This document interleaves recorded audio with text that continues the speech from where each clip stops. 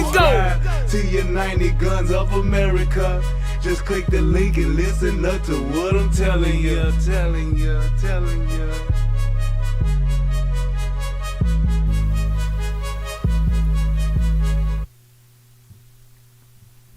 Welcome. What's going on, everybody? It is your boy Brian Redmond, and I am back one more again with another great show for you guys tonight. This is the Relationship Rehab and the United Guns of America, and we are live and direct on tonight. Let's get ready to have a great show. I'm really excited about tonight's show. It's going to be very, very, very, very, very, very good. But I just want to say shout out to everybody who's joined into the young channel. Shout out to, I'm going to start with the United Guns of America today.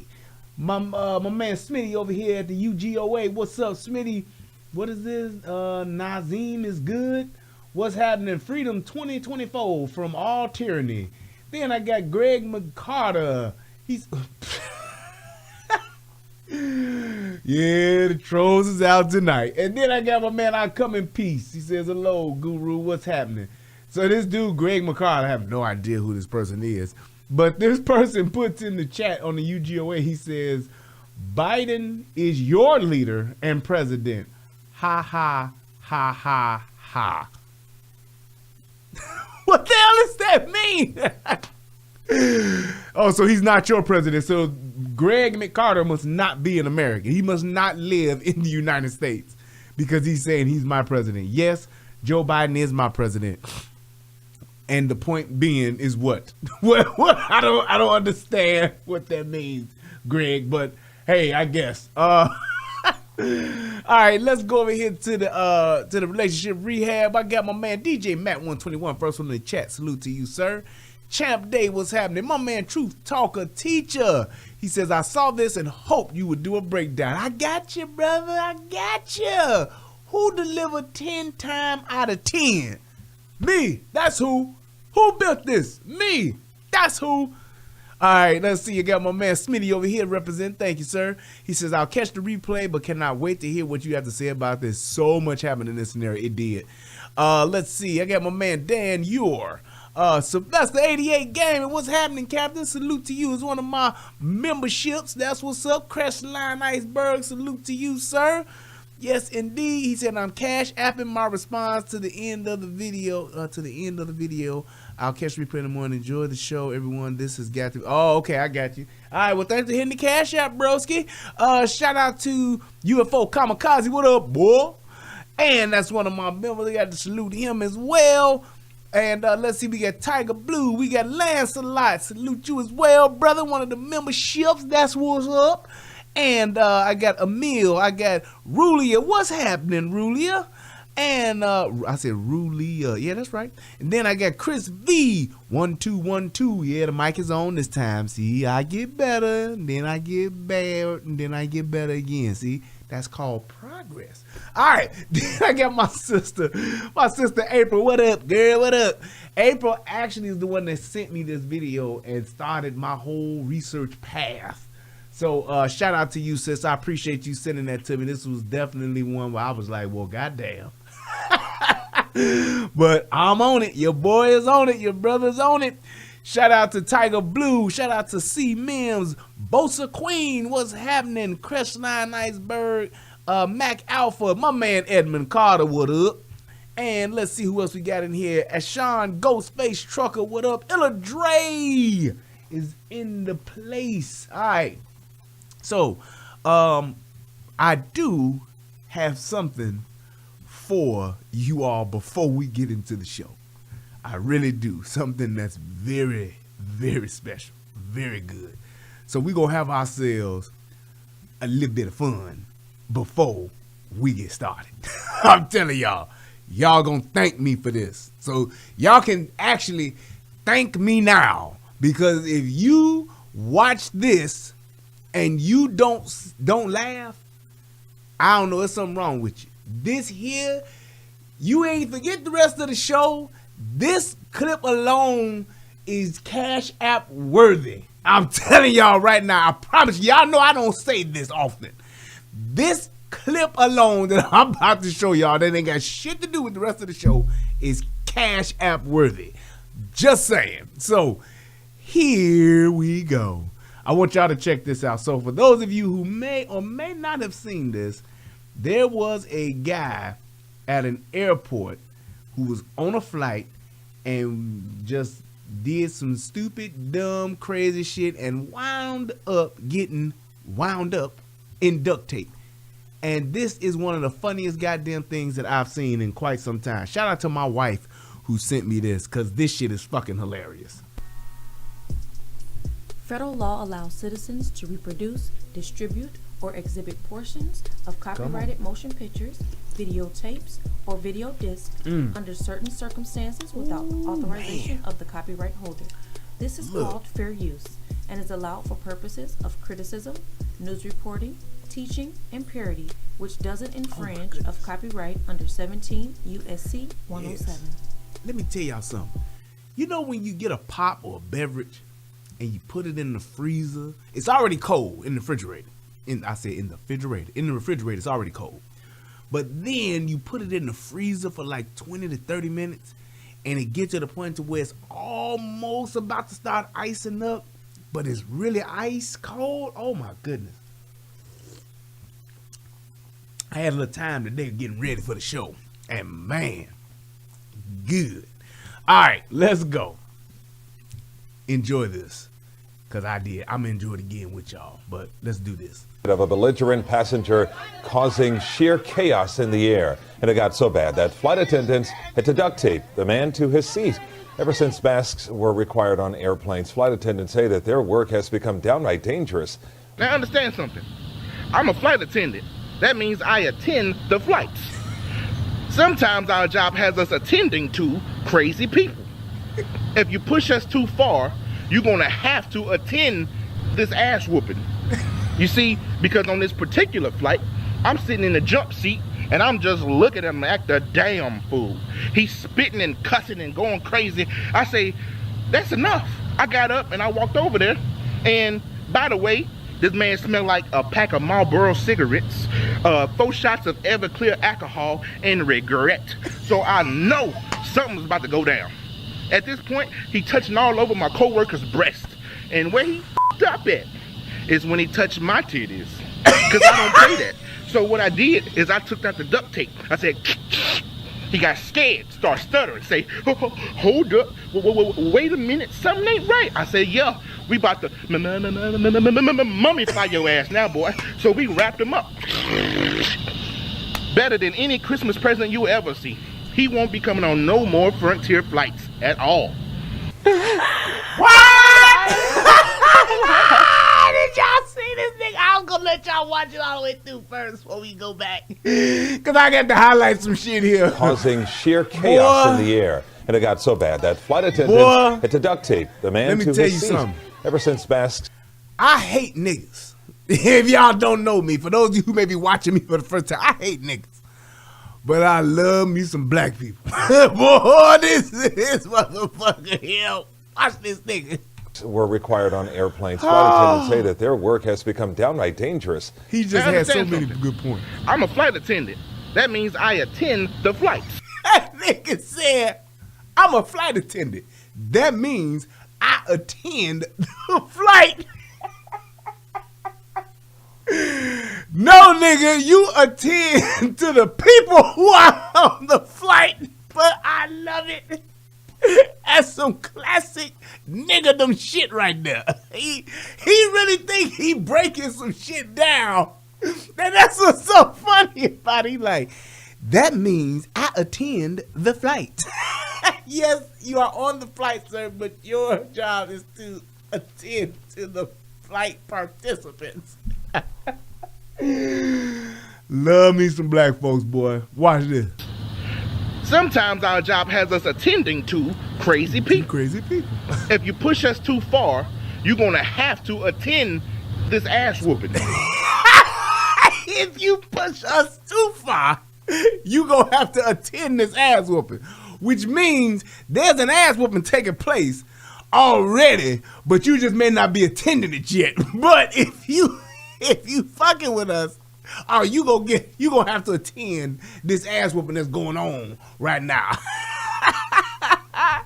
You see, because on this particular flight, I'm sitting in the jump seat and I'm just looking at him like the damn fool. What is he holding up here though? When he like a damn fool. Hey, yes, when I saw this nigga name, I said they must have a name misspelling or something. I said this nigga name can't be Alfredo Rivera. That should be somebody up there saying the man was porque aquí. He should be somebody up there saying that shit. This boy all black, all the way black. Spitting and cussing and going crazy. I say, that's enough. I got up and I walked over there.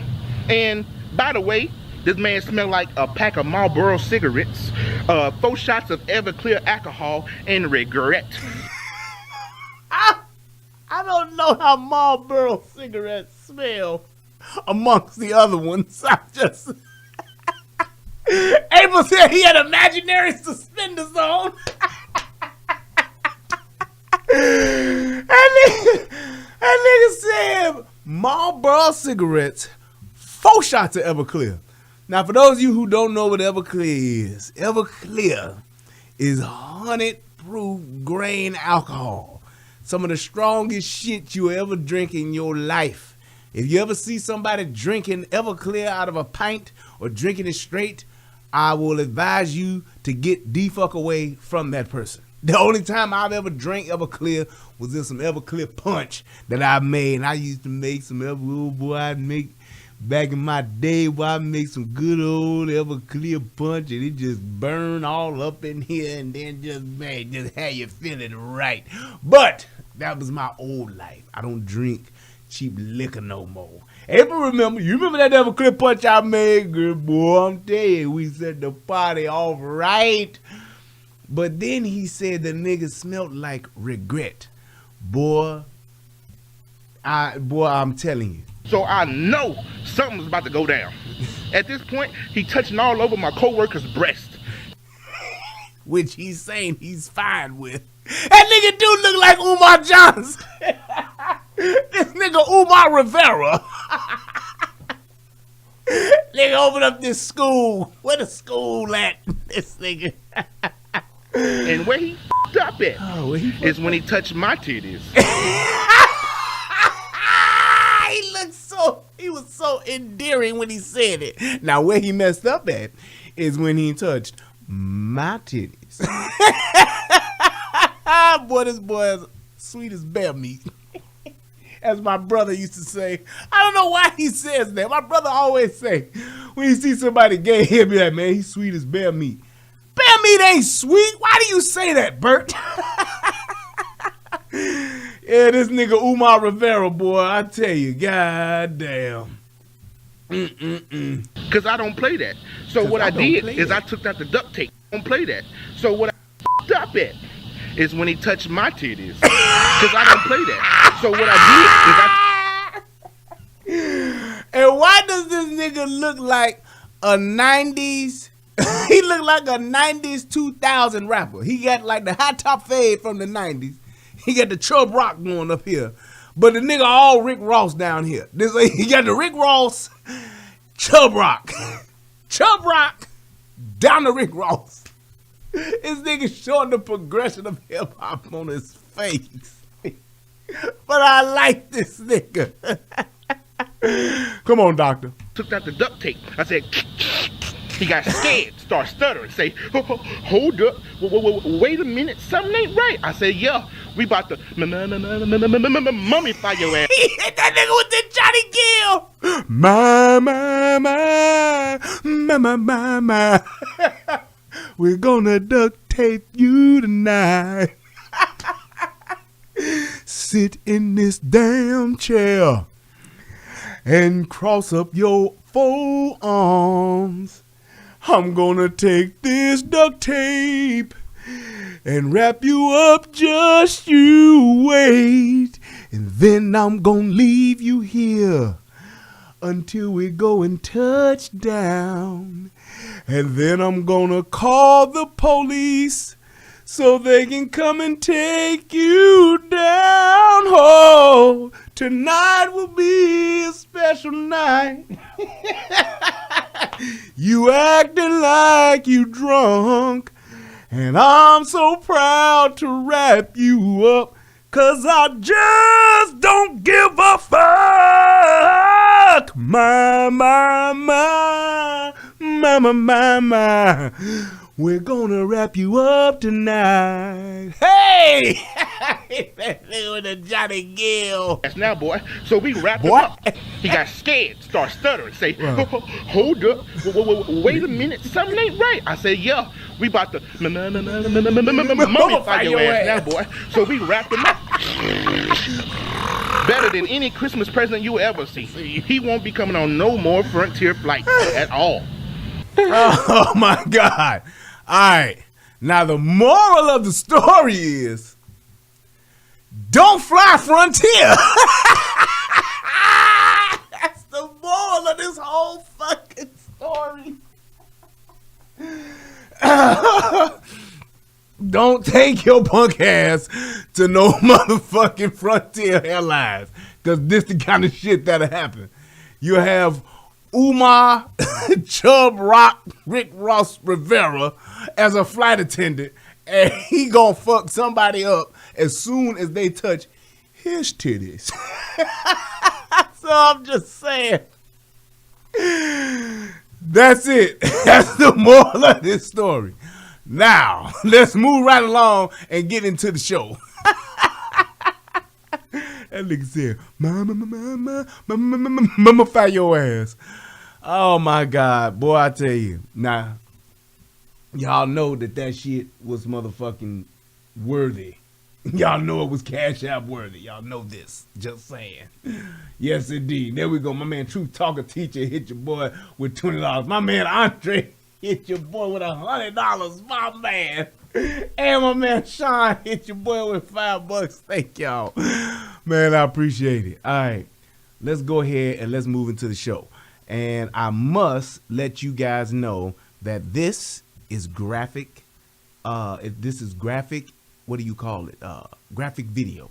So there is going to be some shooting and all that shit going on. So if you have a soft stomach, if you don't like seeing shit go all the way left to where shots is getting bust, you don't want to watch this part, because I'm telling you, it's going to get pretty tough. So let's go ahead and let's do this.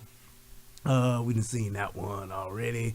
Here we go. So I'm going to show you the video first, and then we're going to go over what the sheriff of the county said, and he did like a breakdown of it too. So let's watch. Yeah, buddy. Y'all got to watch this. What's that? In the car? All right, partner. He wants to talk to you out here. Is that all you're... Yeah. I'll watch it for you. He's all right. I got babies.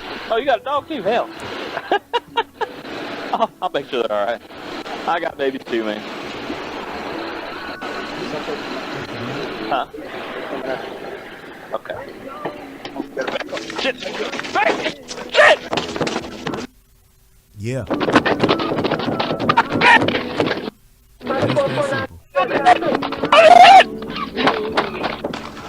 Overhead! John,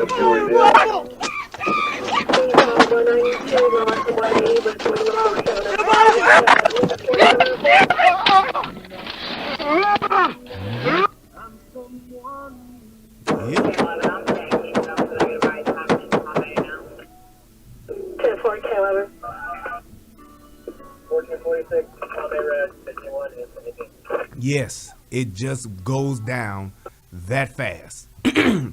So, this is one of those things when people talk about, what's that? When people talk about saying, well, why do police officers pull their guns out when they first get out the car?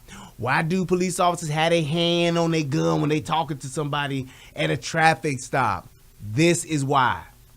Because what a lot of people don't understand is that you don't get to call a timeout and say, hold on, bad guy, let me get my gun. Hold on, and that's my thing of what I tell people all the time, and I'm talking to my police officers right now. Stop being fucking friends with these people, that you don't know. Stop trying to be the nice, cool, funny guy. Stop trying to be the jovial guy. Be professional and be on purpose, because you never know when this is going to happen. And you need to approach every traffic stop. You need to approach every interaction that you have like there is something that's going to happen like this. Be ready for this. You can never be all the way ready, but you need to make sure that you are expecting something like this to happen, because you never know when it is. And the last thing you want to do is to be scrambling and scuffling and falling over and I don't know.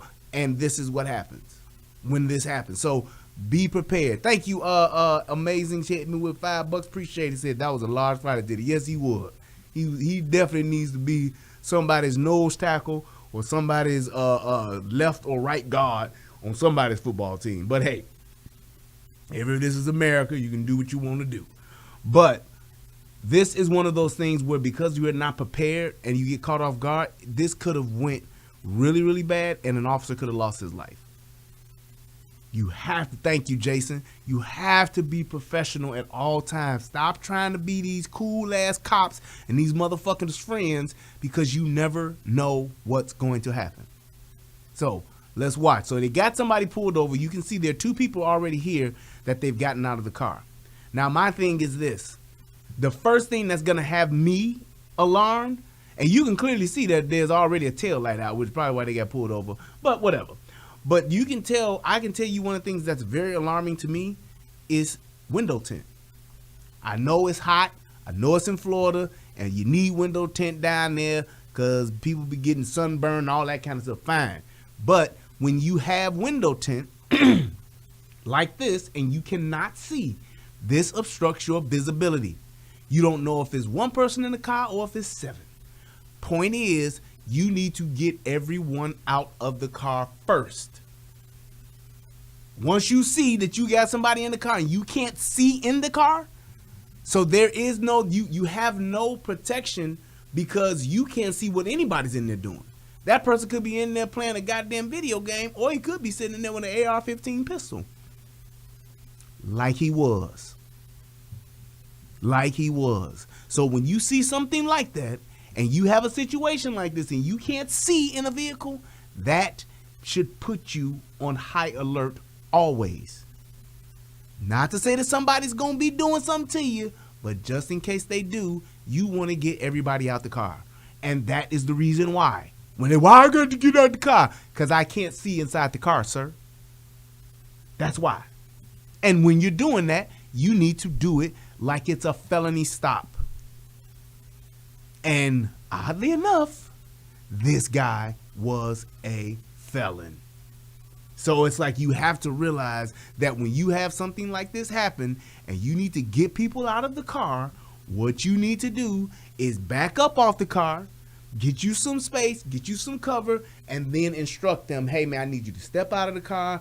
I need you to put your hands on the hood. Hey man, I don't know what's in the car, but I need to get you out. And you need to be tuck ready, sitting here waiting, say, hey man, come on out.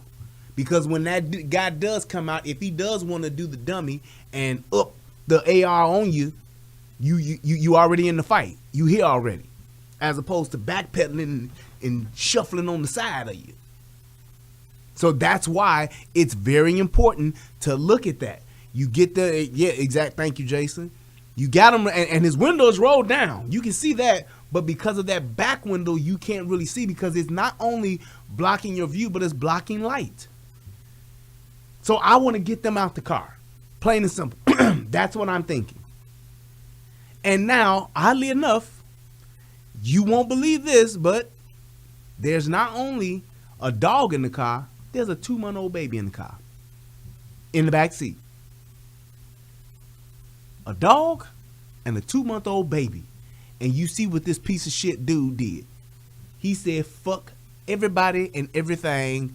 I'm about to bang out. Plain and simple. Just that fast, he said, fuck it. And now everybody's life is in danger because one asshole wants to do the dummy. In the car? All right, partner. He wants to talk to you. Is that See, all he's you're- talking yeah. to him, trying to be cool, but he really can't see. Because and that's what I'm saying, even with those windows down, because he got that back window tint, depending on the direction and the placement of the sun, you don't have light inside the vehicle. So you can't see inside the vehicle. So it's like I'm at a disadvantage. I'm trying to get in there to see what's going on, but I really can't because of the tint. So I would not be that close to that car. I'm going to be a few steps back, say, hey, man, I need you to come out. My man that's leaning on the car. Hey, man, you ain't just going to be leaning up against no car. I need you either on the side, sitting down, or I need you cuffed. Why I got to be? Because I ain't searched the car. I don't know who's who. I don't know what's what. Excuse me. And I need to figure that out. This dude is leaning up against the car. Trying to be cool, though. This is all the sheriff's fault right here because they are the ones in control. They are the ones that are in charge. And because you trying to be cool, this is what happens. Actually, I'm going to blow it up for you so you can see it even better. Just so you can see how it unfolds. Is that all you're... In the car? All right, partner. He wants to talk to you out here. Is that all you're... Yeah. I'll watch it for you. He's all right. See? I got babies.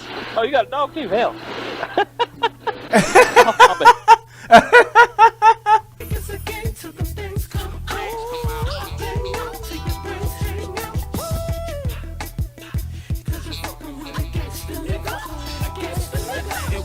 You didn't know who you was dealing with. And watch. Sure, they're all right.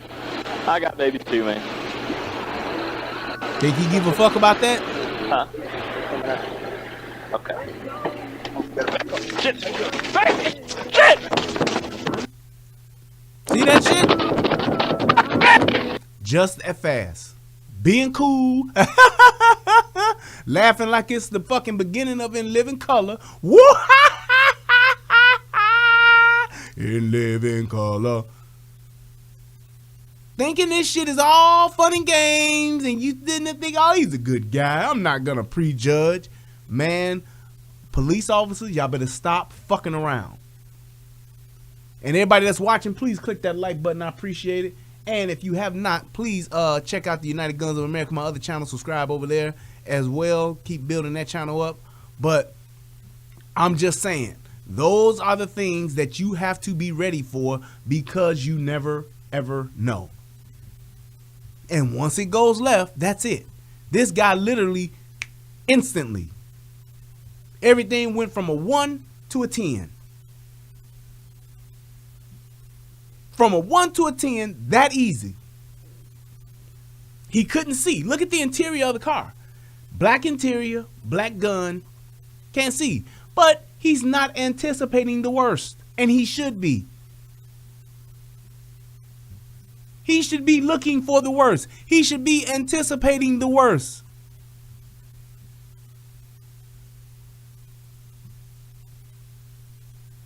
You don't want to put yourself in a position to where something like this happens and you're unprepared because you're being nice. There's a difference between being nice and being professional.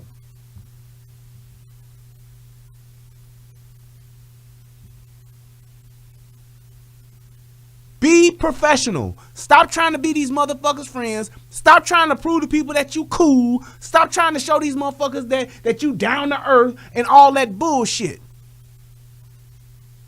Especially when you got multiple motherfuckers in a car like this. Man, you should have been on 10. Hey, I understand we got a traffic stop here, but for my safety and yours, I need you guys to come out the car. You got busted, man, what I gotta do? You got busted tail light. I want to know who I'm dealing with. That's why.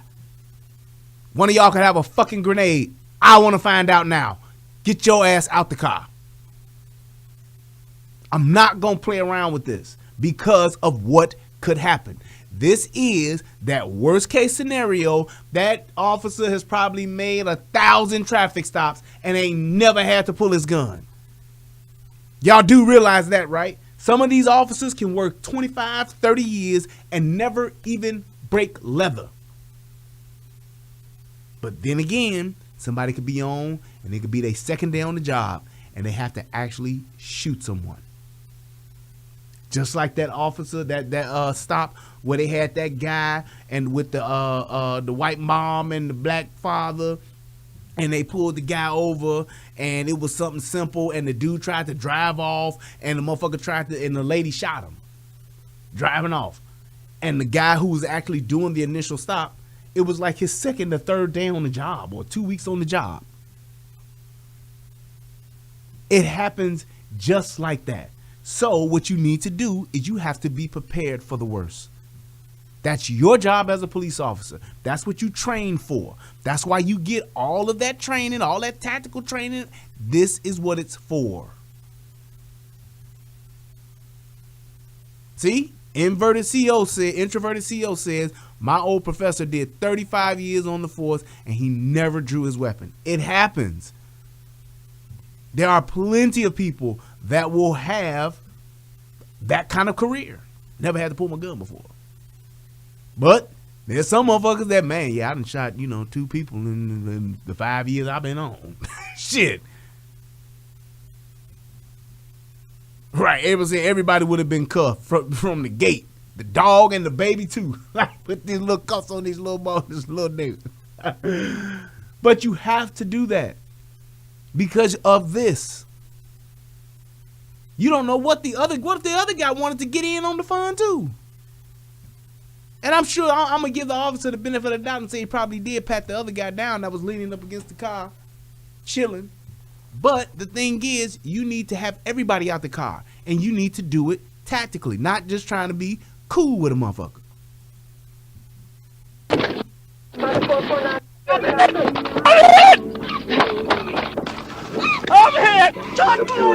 You hear that? Officer is hit. I'm hit. And this dude is out, and I'm gonna tell you like this. This is basically the officers have benefited from this because this guy don't really know what the fuck he's doing. He has no tactical training. He's just out busting his gun essentially.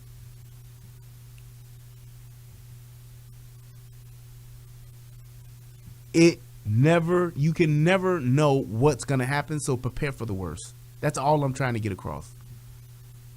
But now you have an officer hit, and you got this guy still going to work.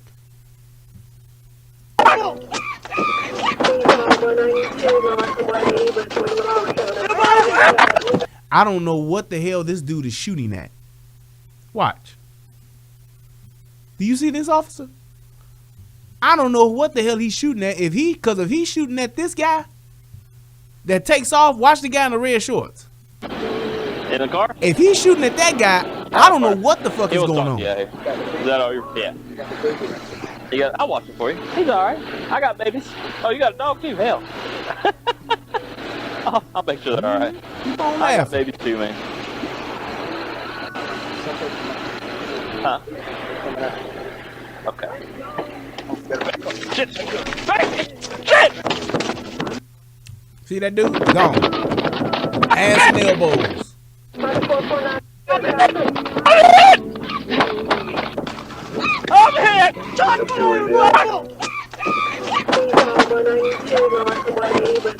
Right. Why are you trying to shoot that guy that's running away from you? He's literally trying to shoot at the guy that's running away from him. You know what that is? That's poor tactical awareness. He's not assessing the threat. And you know why that happened? He lost sight because he wasn't expecting the worst. And I'm going to tell you this. Both of those officers probably would have been killed. Because if that guy, his gun would not have jammed, that would have been it. The only reason why he did this, because you see him now, he's about to clock that officer upside the head. And he like cracked his orbital bone. Where your sinus is, he cracked that when he busted him upside the head with the gun. He said the dude who ran also took shots at the officers.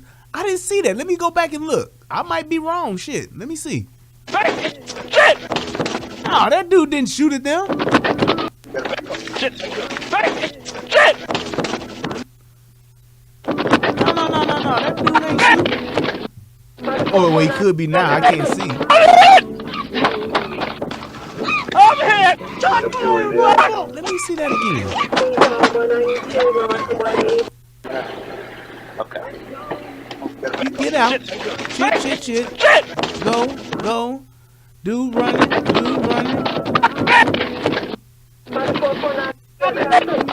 It's like he kind of stopped, but Overhead!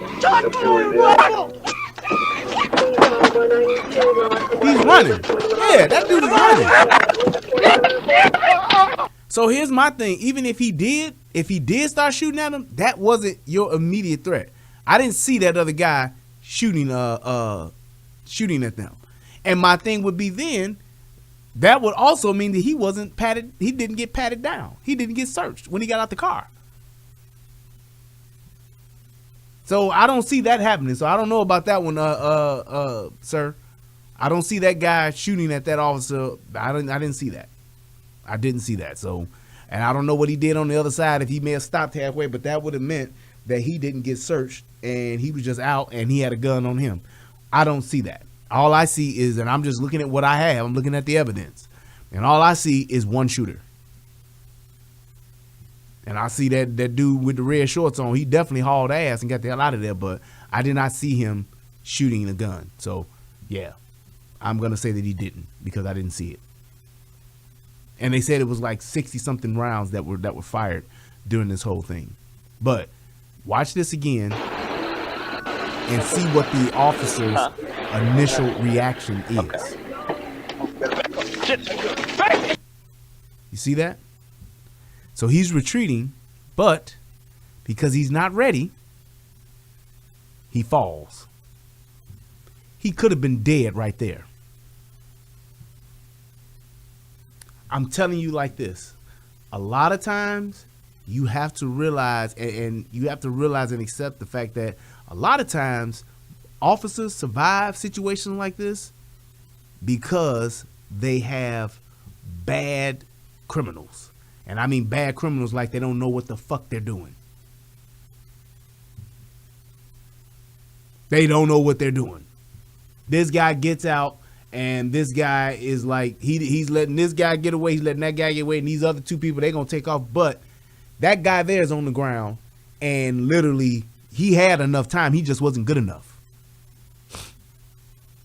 He was not good enough. Look. He's literally like just jumping around and just shooting now. When he actually, I mean, and of course you got people that don't know what the hell they're doing, but I'm just saying, me, with the tactical training that I have, if I'm going to do that, I'm pressing them because they're not expecting it. Because they, I got kids too, man. Shoot, man. Hey, buddy. And when it's go time and I'm the one that's deciding and I'm going to go ahead and go at them, I would have pressed them because they weren't expecting it. Especially my guy who's, I would have pressed them. And the thing is you should be expecting, not that in particular, but you should be expecting some shit to go left. Well, Patrick says, my dad literally knows the sheriff of Brevard County Internal Affairs and has confirmed that both were armed. Okay. What I'm now that makes it even worse. Let's just say that they are.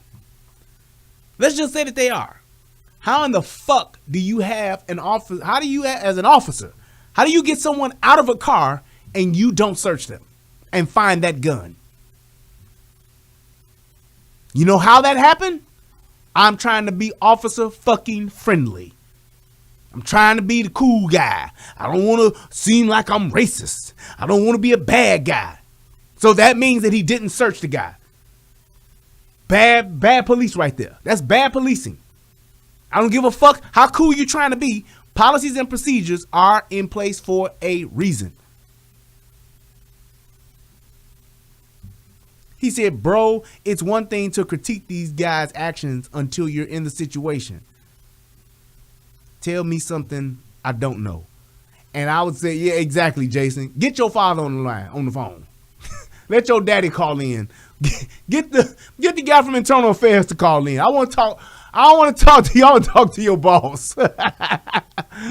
What I'm telling you is what I know. That's procedure. Ask your daddy. Ask your daddy. I've had the jersey. I done put the jersey on. I know how this shit's supposed to go.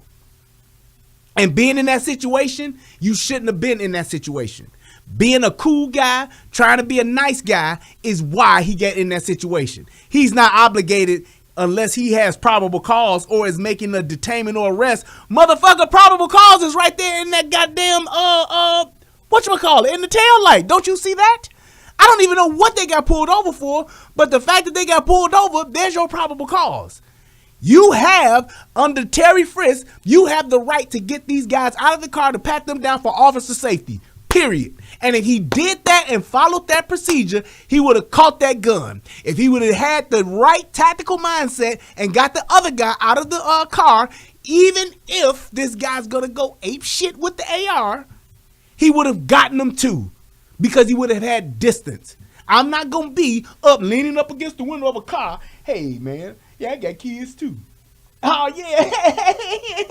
Yeah, man, I know how it is, man. Oh, you got a little doggy back there. Is that a Yorkie?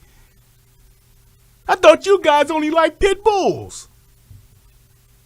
Okay, Patrick, now you don't really know what you're talking about. Now I know you don't know what you're talking about. There it is. There it is. He said, tail light blown is not probable cause. Boy, stop. This is the thing that this is the shit that pisses me off, because here's my thing. You now being a troll because you don't know what the fuck you talking about, because you have not put on a jersey, because you have not been trained, you don't know what you talking about, and now you're being a distraction to the show. So let's just stop. I won't entertain your comments anymore, because that's wrong as fuck. Yeah, Patrick is full of shit. Talking about his daddy was there. My daddy was there too. My daddy was actually the third gunman on the grassy knoll. So now what? He saw it all unfold.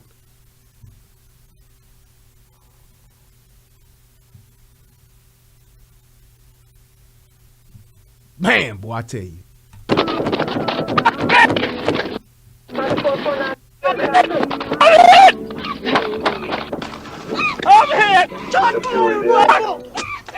And now, because there's so much chaos, because he's gotten surprised, essentially, both of these officers have gotten surprised because of the stress of the situation, because them shots are going off, them shots are ringing out. It sounds like little pots to us because we watching it from the dash cam video, but chaos has ensued. And because you weren't expecting this, now you're disoriented. That's how they lost sight of him. That's how they didn't really properly regroup until this guy comes around and starts beating the other officer. And in that instance, because his gun jammed, he literally just said, fuck it, I'm just going to beat this guy. I'm just going to beat this guy, and I'll try to beat him down to take him out because my gun ain't working. That's essentially what he did. So you're saying, let me educate you. I'm going to educate. You know what? I'm going to educate you, Patrick, because I am a king, and I understand that you are a peasant. You are a peasant, and you've come amongst royalty. And how dare you question my verbiage, question my expertise. Now listen to me, you peasant. You go and you look up under your Google, and you look under Terry Frisk. You Google that, and that will tell you what it is that you try to question me about. This is one of those things to where when you do pull somebody over, and I'm going to address this because I know a lot of niggas might think like this, so I'm trying to help them. When you get pulled over for a traffic stop, busted tail light, banana in your tailpipe, whatever. Tags are expired, whatever the case may be. When that happens and an officer pulls you over, you speed, whatever the case may be, that officer at that point is now not only the authority figure and in charge, but now has the ability to have you step out of a vehicle. And that is called a Terry frisk. That is what you do. An officer has the choice to do that for officer safety. So the pulling over of the vehicle, like I said, in this instance, could be the busted tail light, which it looks like it is, or whatever the case may be, or whatever that pullover is, there's your probable cause. Now, as an officer, I can let you sit in that car, or I can have you step out. It's happened to me both ways. It's happened to me both ways. And when you ever hear when people say, yeah, why you asking me to get out the car, man? Why you? Because I can. There is no law that says an officer cannot have you step out of the car. And even when people be like, call your supervisor, get your supervisor here, they do that. You still got to get out. I want to just pat you down to make sure you're good. And the reason why you do that is for two things. You want to check to see if the motherfucker got anything illegal on him. Because it's just a pat down. Thank you, Jason. It's just a pat down. I ain't going into your pockets or nothing. I'm just patting you down, making sure you're good.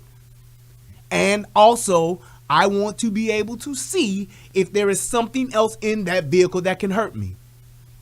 Like a brick of, well, not hurt me, but that's illegal. Like a brick of cocaine. Some states it could be an ounce of weed. Or it could be a fucking AR-15 pistol. That's something that can hurt me. And even if he's legally purchased it and has it, I now have the right to disarm that person for officer safety. That's exactly what I have the right to do. So I'm not dead wrong, bro. You don't know me, bro. But for those of you who may be questioning that, I wanted to give you some facts as to why that happens and why an officer can do that. Because if I see something as an officer, if I see something that's there, it's not just probable cause, but now we've leveled up. If you get out the car and I see a motherfucking quarter of a brick of heroin fall out, or I see it in plain sight, or I see an open bottle of liquor, now there's another charge. So that's just what it is. So always remember that when you get pulled over, an officer usually has probable cause already. 99% of the time they got it. Even when you go through those safety checkpoints and they got you set up and you need to present insurance and driver's license and all that. It's a safety checkpoint. You want to make sure you're wearing your seatbelt. Want to make sure that you have insurance. Want to make sure you have your license. You drive into one of them, you better present that documentation, because if you don't have your insurance, that's a ticket in some states. Your license, you don't have your license on you, you better give me your name, give me a license number so I can verify you. Other than that, got your ass. So that's just what it is. AR-15 pistol, the fuck, no such thing. You have no idea what you're criticizing. All right, now you must go, peasant. Be gone. I tried to be a kind God to you. I tried, but now you must go. Put your ass in timeout. All right, so getting back to the video. This guy here, he don't know what's going on. The guy that's bent down right here, he don't know what's going on. He don't know where this guy's at. He's totally confused. So now he's trying to do what his partner is doing. I see him shooting at the guy that's running away because he don't know either. And the problem with this here is, if you don't know, if you can't see, what should you do? Try to create some kind of distance or try to get cover. But you're shooting at this guy who's running away from you, who's clearly not a threat. And I'm saying, even if he did have a gun that was shooting at them, he's not a threat anymore. You already seen DOS effects get the fuck out and bum skitty bum hum. You've already seen him get out and he's on your ass. Just saying. So that's what you need. I'm looking for DOS effects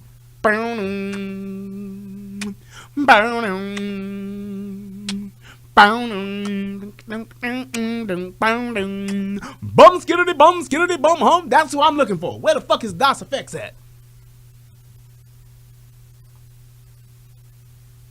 So it's like that's what I'm looking at. But this guy, he has no clue as to what's going on. He's not assessing what's happening.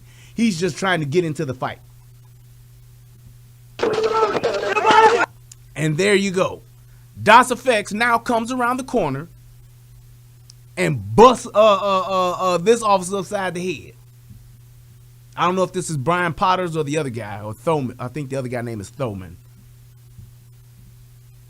But now he's busting him upside the head. And he didn't have a shot, which is why he had to run. Because his partner was right there on his feet getting his ass whooped.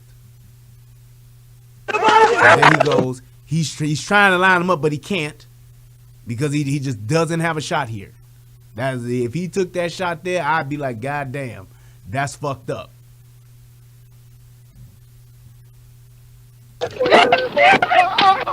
Now, he giving him everything. When you hear a nigga yelling like, "Whoa! Ah!" he's giving you everything he got. Just saying. But this is one of those things because I keep harping on this. Because you're not ready, a series of unfortunate events takes place and you are totally out of sorts. Because you're not ready, because you're not thinking, because you're not tactically addressing this situation, when it does go left, you don't know what to do.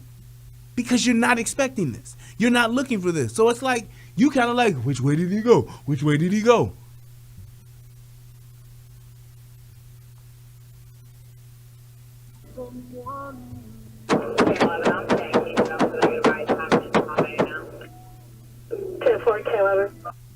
And this guy here comes and dumps a hot 14 or 15 piece wing bucket on this guy with an extra pepper, corn, and coleslaw.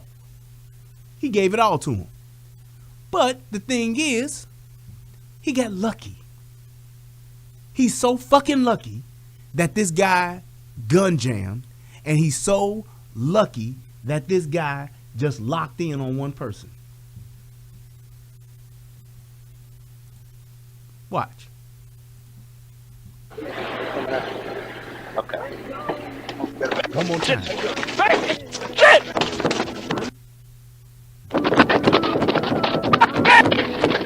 This guy's hit already, so I'll give that officer credit. He did get a shot off, and he did get that dude down. He injured him, but the dude is so fucking amped up, hopped up. I don't know if he on nuke or what the fuck.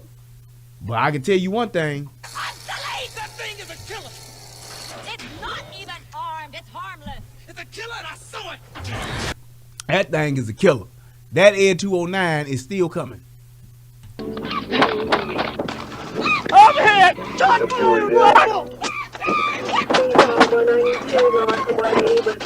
That's the one that's hit, because I just saw him limping and hopping in, because he did get shot in the leg.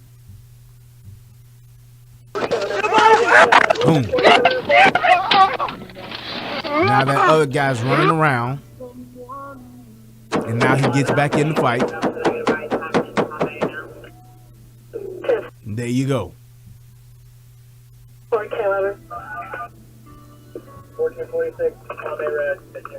He emptied that mag on his ass. That's how it happened.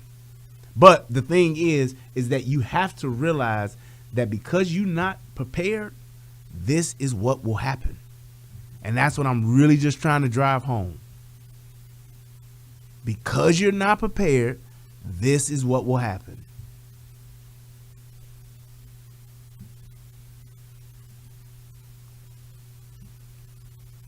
See, Patrick, everybody thought I kicked you out, but I didn't. See? And you know why I didn't do that? Why I didn't just boot you out? And I gave you another chance? For I am kind. embrace me as her king and as her god. That's Your why. joys will be endless. That's why I didn't do that. No, that's not a different cop, John. That's the same cop. He just basically circled back around because there's another car. There's another police car there. Actually, do they show? Yeah, there's another police car. This is the car that that's actually filming this. That's the car he went around. He came around his own. His car. Right. Thank you, Jason. He came around that car. Yeah. So Dave Nunn, I knew somebody's gonna like kind of question this, and I was waiting on it. So thank you, Dave. So Dave says that mag dump at the end though. Some people, and I don't know if you're one of them or not, but some people, hey, what's up, Dwayne? How you doing? Some people will say that was excessive. He ain't had to do that. Why he shoot him so many times? Let me tell you something. A motherfucker that's shooting at me, I'm trying to decimate him. I'm trying to decimate that person. I want to leave nothing. I'm going to give him everything I got and reload just in case he move again. If he twitch, I'm going to hit him again.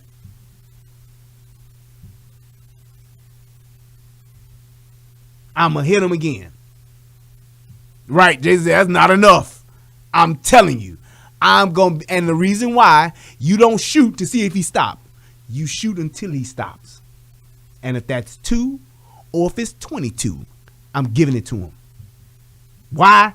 Because he shot at me, then shot my partner, bust my partner upside the head. Obviously, he's trying to kill us. All right, now, see, Patrick, you was fine. I was a kind God, and I was letting you be here. But now, you just had to press your way, didn't you? You just couldn't. He can't let go. You just kept going, didn't you? Why do you care? What's the point of this video? It's a justified shoot. I never fucking said it wasn't. Why are you asking this question? If you don't like it, just leave. Look, you dumb son of a bitch. You dumb son of a bitch. Just fucking leave. Can you do that? No. Don't try to start talking about some other shit now. You trying to question my motherfucking authority and my right as an American as to why I'm doing the video I'm doing. If you don't like it, sir, then leave. That's your final fucking warning. Let me do my shit and shut the fuck up or leave. I don't know you. You don't fucking know me. I didn't ask you to be here. You clicked on my motherfucking channel. If you don't like it, if you got a problem with it, if you have an issue with it, there's a fucking X in the top right corner of your fucking phone or in your fucking computer that you can actually click off of. Leave, sir. Or let me do my show and shut the fuck up. Either way, shut the fuck up. So, the next video that I want to show you is actually one of my favorites. This guy, this is the actual sheriff, and I'm telling you, the way that this sheriff busted up in this motherfucker, I liked it. I loved it. And I wish a lot more deputies would really just bring the motherfucking thunder like he did. He broke it down. He didn't hold back. And he told these motherfuckers what time it was and what was going on. Hello, everyone. I'm Sheriff Wayne Ivey, the Brevard County Sheriff's Office. And I want to give everyone an update this evening on the deputy-involved shooting that took place on Monday, August 30th. When 2 of our deputies were ambushed by an extremely violent career criminal during a traffic stop in West Melbourne. The attack and ambush was perpetrated by a violent career criminal with a history of 40 charges for crimes including... Yes, he said this dude had 40 charges. 40 charges. 40 charges.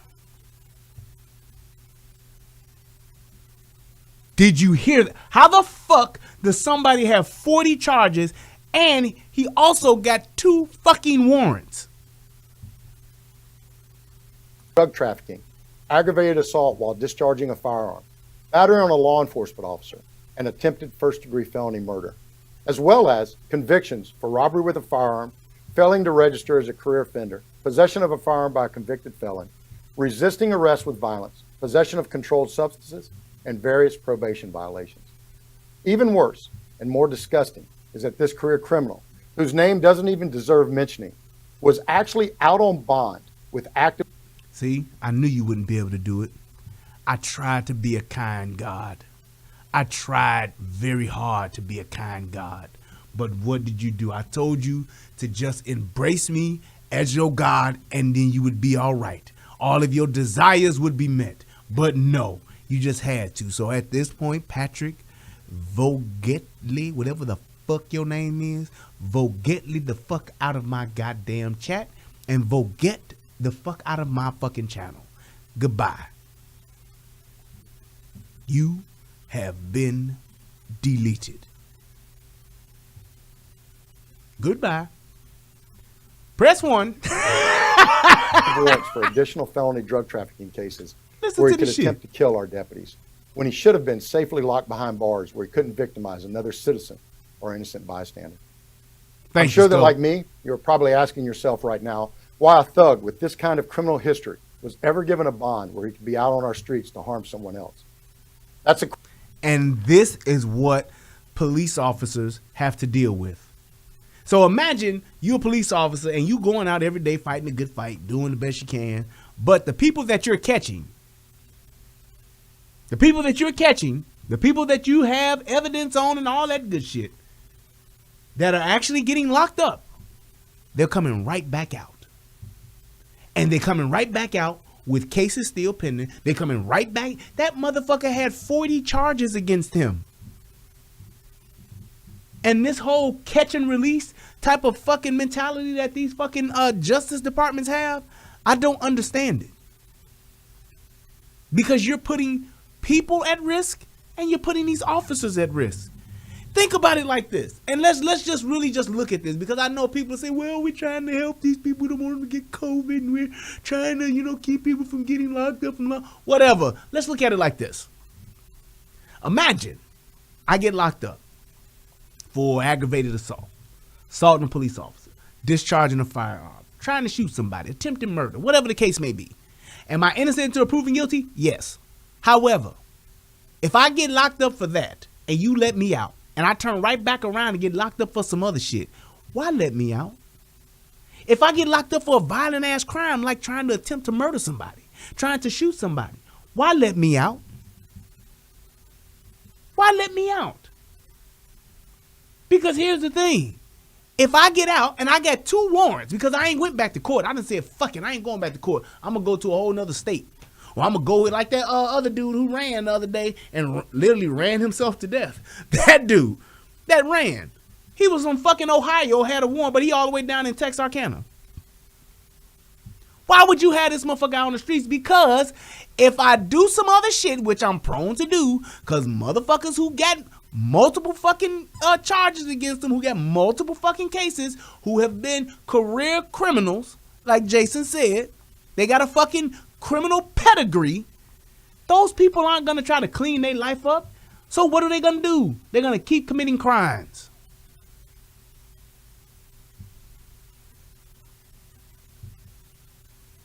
They're going to keep committing crimes. So that means if I get into a situation to where the police have me cornered, I'm going to bang out. I'm not going to sit there and say I'm going to jail anyway. I don't want to go do this time. This going to be another case and another charge. They're going to lock me up forever. Fuck it. I'm going to take my chances and I'm going to try to shoot my way out. If the jails are full, Vince, build more.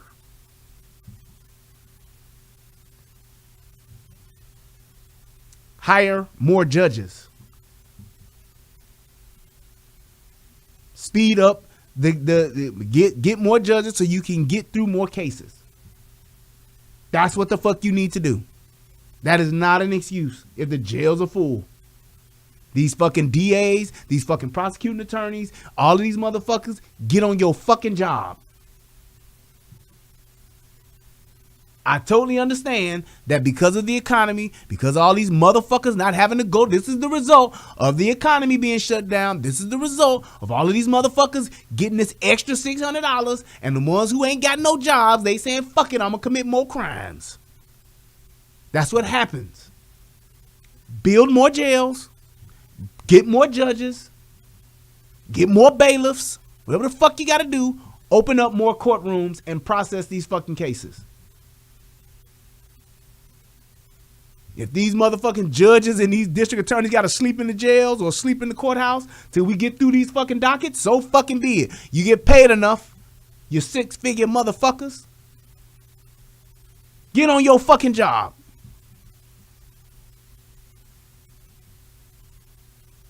It's too many motherfuckers doing stupid shit like this. And I'm telling you, the problem with this is, and people need to understand this, the people who suffer the most and get the direct impact from this fallout are us. Every average day Americans, the people living in their own communities, in the low income communities, the people in the middle class, we suffer the most. Because the rich motherfuckers in the gated community, they don't have niggas like this getting pulled over in their neighborhood. That's it. Lock these motherfuckers up and process these goddamn cases. You motherfuckers taking too long to move through these goddamn cases. You got a motherfucker dead to rights? Make a fucking plea. I mean, not make a plea, but make a fucking deal and get this motherfucker some real time. Say, hey man, look, you can either take this 12 years or motherfucker, we gonna press your ass for 25. What you wanna do? We got your ass. This is what normally is the motherfucking sentencing that you be looking at. Hey, motherfucker, you can take your ass and take this motherfucking 15 piece, or you can fuck around and we can go for this and you can take this 30 piece. You can take this 25 with an L. Either way. And that would be my, if I was the district attorney, that would be my direction. Look, a motherfucker do any type of violent crime, any violent offenders, we going for the max. Unless you make it, because the jails are full, we going for the max unless you want to make a deal. If you want to make a deal, we'll take 5 years off depending on what the case is. We'll take a few years off. Other than that, fuck you. That's all you got to do. And motherfuckers will get the message and be like, God damn, yeah, District Attorney Redmond, he ain't fucking around. Yeah, that's right. I'm not putting you niggas back out on the streets. I'm not going to put you assholes back out on the streets because the jails are full trying to make a deal. Fuck around and your ass going to get the full ride. My office will be going for maximum sentencing if your ass don't fucking make a deal. Jails are full? Fine, let's make a deal. But it ain't going to be no easy. It ain't going to be no sweet one. You think your case strong enough? You want to test your might? Come on. But I'll tell you, if I get that guilty, I want max. 20 piece. 25 piece with an L. Well, what type of sentencing are you looking for? What's the max I can get him? What's the max we can? We asking for, judge, don't even ask me no more. If it comes down to sentencing, he guilty, I want the max. I don't care what the fuck it's for. You ain't want to make no deal? Come on, get this max. Full ride. What's 19 years? So be it. Don't even tell me the number. Max for these violent offenders. Now there's drugs and other shit. You can figure something else out. But the jails should not be motherfucking letting go. I mean, well, not the jails. The district attorney should not be letting go violent offenders, violent crime offenders. You just shouldn't. It's stupid. Question I promised to find the answer to. But for now, I'm just extremely thankful that our deputies are safe and the suspect is no longer on this planet where he could put someone else's life in peril. Ooh-wee. Now that takes balls to say. That takes balls. He said, so he's off the planet. Yes, and I'm glad. So he can't hurt nobody else. Fuck him. I like it. This sheriff here, this my kind of sheriff. Fuck that. I don't know him. I don't know what the fuck else he done did. But what he's saying right now, you need to have more of it. Fuck that shit. As I stated earlier, this incident occurred when one of our deputies conducted a traffic stop in the unincorporated area of West Melbourne on a vehicle that was occupied by 3 adult subjects and a 2-month-old baby that was actually sitting in the back seat where the perpetrator of the ambush was seated. The entire traffic stop, ambush, and deputy-involved shooting was captured on 2 separate dash cameras. And as you will see in the video that I'm about to show you, the suspect was the initial aggressor as he concealed his weapon until exiting the vehicle and immediately firing upon our deputies with a pistol grip style high-powered rifle in an attempt to take. Did he say, what did he said? Until exiting the vehicle and immediately firing upon our deputies with a pistol grip style high-powered rifle. I think somebody earlier said that didn't exist. Yeah, right. In an attempt to take their lives and avoid arrest as he was wanted on various outstanding warrants. Now, I want to caution everyone that the video you're about to see is extremely violent, graphic, and also a perfect example of just how dangerous a job our deputies and law enforcement officers face across the country each and every day. I am first going to play the video for you in its entirety and in real time. Then I'm going to break the video down in slow motion while providing a step-by-step explanation of what was taking place and why the actions of our deputies saved their lives and the lives of others at the scene, including the 2-month-old baby in the back seat of the car that was directly in the line of fire when this extremely violent individual decided to try. No, you don't, Jason. You don't have an AR-15 pistol, nor a 300 blackout pistol. Those don't exist.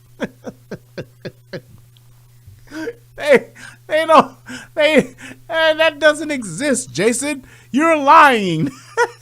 That stupid motherfucker. And kill our deputies. The video I'm about to show you was captured by the dash camera in the vehicle of Deputy Brian Potters, who was the second deputy to arrive on scene in an effort to assist Deputy Tyler Toman during the traffic stop. The segment of the video I'm going to show you tonight begins immediately prior to the time of the ambush and captures the entire incident that involved a total of 61 rounds being fired within a minute. 61 As rounds. I said. Did you hear that? That's why I said you got to be ready and you got to be in control.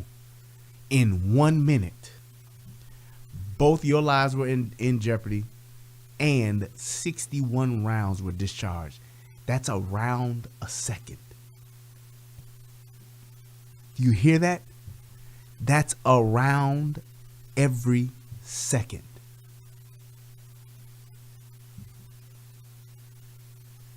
That's 1 round every second for 1 minute.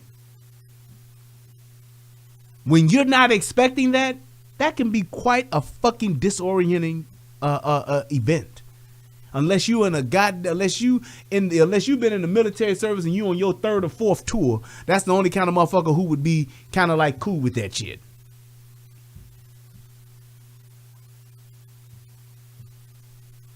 That's all I'm saying. The video is graphic in nature and not only captures video of the incident, but the audio of all involved as well. During the video, you will hear music playing in the background. That is actually music playing on the stereo of Deputy Potter's car, captured by the internal microphone system of the car as the incident was taking place. Again, the entire ambush and response by our deputies takes place within a minute and sadly captures what our deputies and law enforcement officers from across the country potentially face every day of their lives. What's that? And that's the thing too. It's like, just imagine, because the thing is this, you're not in shootouts every day. People don't get into shootouts every day unless you living in the Wild Hunters. Shout out to the Wild Hunters. But I'm just saying, you don't get in shootouts every day. So think about it like this. You're never going to really fully be prepared for something like this because you don't know what the other person is going to do. You don't know how shit is going to unfold. So with that being said, when you're talking about saying, well, you know, I might be in a gunfight today or I might be in a shootout today, the best thing that you want to do is you want to prevent the gunfight. You want to prevent things getting to that level. You want to prevent the opportunity for a bad guy to do what this bad guy does. I want to prevent this from happening. So the only way that I can do that is that I have to be expecting it and I have to be in control and I have to be tactical in addressing the moments leading up to something like this happening so I can actually prevent them. Getting these 2 guys out, these 3 people and that girl out, getting those 3 people out and handcuffing them and having them on the side of the car eliminates this or puts you at a superior tactical advantage if it does still happen.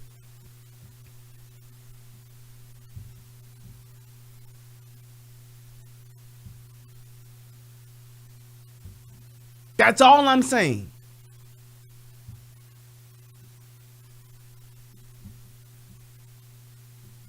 SKG says you don't see the new we see thing that's going on in NKC. Most of the criminals are related to gangs. What's the point, Jason? Exactly, that's what I'm saying. Illegal weapons. They buying illegal weapons. I don't even own a gun. Does that really matter? If they're buying illegal weapons, people are buying illegal drugs. What difference does that make? I'm not getting where you're going with that, SKG. So go ahead and like state what you're trying to say and in a complete coherent sentence instead of just dropping the one-liners, because it's a distraction. But now you have all of this stuff going on and you want to put yourself in you want to give yourself the best tactical advantage, and you want to be in a position to where you are in the safest position possible. Because when this goes down, the way that it goes down, sometimes you won't be as lucky as to get a gun jam. Sometimes you won't be as lucky as to have a poor shooter. Sometimes you won't. Just like that officer that got killed in this was New an Mexico. extremely violent ambush that both of our deputies and the occupants of the vehicle were extremely blessed to survive. This individual had absolutely no regard for human life and was focused on only one thing. Thank you, Ryan. Hit Killing your boy our with deputies $5. Appreciate to avoid it. arrest, as he knew he was facing several minimum mandatory prison sentences in his pending cases. As you can see, the subject not only fired numerous rounds at our deputies, but also after his gun jam, used the butt of the rifle to violently and repeatedly strike Deputy Potters in the head, causing significant injuries and lacerations. Let there be no doubt, this individual got exactly what he deserved. And to those out there who might be foolish enough to ask why we shot him so many times, that answer is simple. Because evil can never be dead enough. Ooh, cold-blooded. Did you hear that? Did you hear that? I like that shit right there. One more again. You've had a chance to see the ambush and response by our deputies as it occurred in real time. I'm going to show you the incident. This individual got exactly what he deserved. And to those out there who might be foolish enough to ask why we shot him so many times, that answer is simple. Because evil can never be dead enough. Evil can never be dead enough. It just make my big toe curl shoot up in my boot. That's that little Richard I see, sis.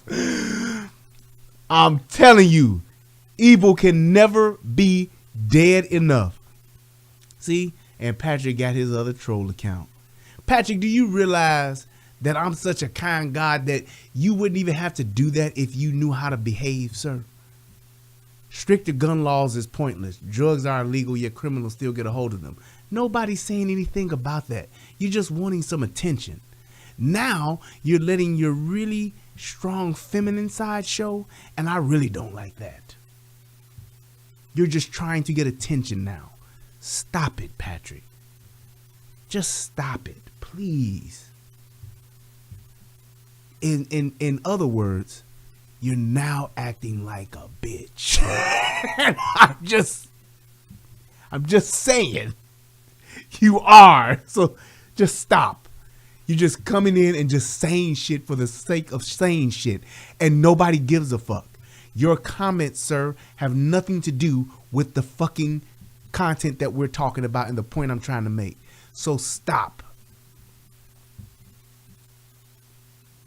We don't want to hear about most of the drugs and the trafficking by the fucking CIA, Patrick. Get your own fucking show and talk about it. Don't come to mine trying to derail my show, Patrick. That's a bitch move. You're being a bitch by talking like this. You're trying to manipulate the conversation, Patrick. The only reason why I'm even entertaining is because I got time today and it's Friday. But you need to stop being a bitch. Man up. Just like the Godfather told just like when Vito Corleone told Johnny Fontaine, what am I gonna do, Godfather? What am I gonna do? You can act like a man. That's what he told him. That's what I'm telling you. Right. You should be talking this over with your daddy, Patrick. Your daddy who knows the internal affairs that's investigating this. Go talk to him about it. Okay? And yes, I love chicken wings. That's why I have my Polo Hermanos shirt on. The Chicken Brothers are my friends. But sir, you're here on my show. Go do your own. You obviously have several troll accounts. Go do your own show. That's all I'm saying. Because what you're doing now, that's what women do when they want attention. And you're not a woman. And you don't deserve my attention. So just leave and go and talk about your CIA. Go and talk about your stricter gun laws. I'm not talking about that here, sir. I'm talking about what the fuck I want to talk about. That's why I'm on my channel and not yours. See how that shit works? Be gone, peasant. What you talking? This is what it sounds like when you talking. I'ma assume your gender, motherfucker, because your name Patrick, bitch. Now, if it's Patricia, you need to change your fucking name. I'm going to say what the fuck I want because it's my channel. This is how you sound, Patrick. Cow flight all. Tell you what, man, you want to get a flying cow, man, you go load up them dynamite and old cannon like that, they go to boom, man, the old cow flight all. Tell you what, man, you want to get a flying cow, man, you go load up. Don't assume that I like chicken wings, motherfucker, because I got on the chicken shirt. You see how that shit works? I'm wearing this shirt as in support of a show. You saying I assume, you just gonna assume because I'm black, I like chicken wings, you racist fuck? Is that what you gonna do on my show? Now I'm offended. You fucking racist. See how that shit works? Just that simple. Don't want me to assume your gender, but you assuming that I'm fond of chicken wings. But I am. I love them. I love some chicken wings. Fried extra crispy. Or like we say in the Chi, fried hard. They're so tasty. Whole wings. Not the little party wings. I like the whole wings, sir. With that little extra little piece on there like that. And you break that off. That's like an extra little tidbit. I love them. Put some mild sauce and some hot sauce on them. Oh my God. I love chicken wings. And I'm black. And I'm a nigga. But I do like it. Because I tell the truth. All right, let's get through this. We almost done. Now that you've had a chance to see the ambush and response by our deputies as it occurred in real time, I'm going to show you the incident as it unfolds in slow motion so that you can see exactly what took place and how our deputies responded to the threat. So the first thing we see is Deputy Toman talking with the female occupant of the vehicle, while a second occupant of the vehicle is seen leaning against the trunk of the car where the perpetrator is actually seated in the back seat. I want to be very clear in stating that neither of these two occupants had anything to do with this ambush or criminal activity, and I'm extremely grateful that they were not injured and how they immediately returned to the scene as instructed by Deputy Toman. Did you hear that? Deputy Toman, he had them come back to the scene. So don't you think that if this guy in the red shorts was shooting at the deputies and had a gun, that they would have gotten him locked up too? Just saying. Just saying. Just saying. At an early point in the video, you observe Deputy Toman asking Deputy Potters to have the third subject exit the vehicle. Prior to this point, Deputy Potters has been very politely conversing with the subject and talking about the 2-month-old baby in the back seat and a dog that was also in the back seat as well. As Deputy Potters asked the subject to exit the vehicle, he is immediately and without warning ambushed with a small stock AR-15 styled rifle that is pointed and fired directly at him. Deputy Potters immediately attempts to avoid being shot by trying to create distance between himself and the shooter, who aggressively opens fire on him as he takes cover at the front of the vehicle. The subject now fires. He didn't take cover, he failed. Tell that shit like it is. The Deputy Potters from the driver's side of the vehicle and appears to actually get hit himself, as you also hear Deputy Potters announce that he has been hit with gunfire. The subject then goes between the two vehicles, and additional shots can be heard being fired. Deputy Toman and Deputy Potters can now briefly be seen taking a position between Deputy Potters' patrol car and Deputy Toman's patrol unit when the suspect emerges from behind Deputy Toman's patrol unit and violently strikes Deputy Potters in the head with the butt of. You do see that there was a moment that he could have gotten off a round, but because of the chaos that's ensuing and the rounds that have been fired, OODA loop has set in and he can't make those really. He got tunnel vision, and all he's thinking about now is his safety, getting away, because he couldn't take that initial shot. He didn't really watch this guy to see what he was doing, to actually stay focused on him, because he couldn't, because of the stress of the situation. Suspect emerges from behind Deputy Toman's patrol unit and violently strikes Deputy Potters in the head with the butt of the rifle. Now, see, SK Gaming. Now, this is what I like to do right here. You asked a good question. He says, and this is the reason why I like doing these kind of shows. So SKG finally came together with some good shit to say and asked a great question. He said he first off made the statement saying gun violence is really getting worse. He says we have less good people because Amanda said, which is a great point. Thank you, Amanda. Good people with guns can defeat bad people with guns. Very true. We have less, and then SKG says we have less good people and more bad people. And then he asked a great question. So how do we stop it? Here's how you stop it. You have to, number one, invest and put a demand on your criminal justice system to do their job. Number one. Number two, you have to make it to where you crack down on crime to where the the weight of the penalty far outweighs the benefits of the crime. Like I've talked about it before. You want to stop gun violence. You want to not stop it, but you want to minimize gun violence. You got to be tough on people who commit crimes with guns. You get caught with a gun that's illegal, 5 years. Mandatory. Not 5 years, but I give you 2 off. Then I give you 1 for good time. So you really only got to do 2 years, and then I let you get paroled in 1. Nope. You come out with the law, you get on the news, you have a press conference, and you tell all these motherfuckers what it is going forward. All you motherfuckers out here, you get caught with an illegal gun, 5 years. Mandatory, sit down. Penitentiary.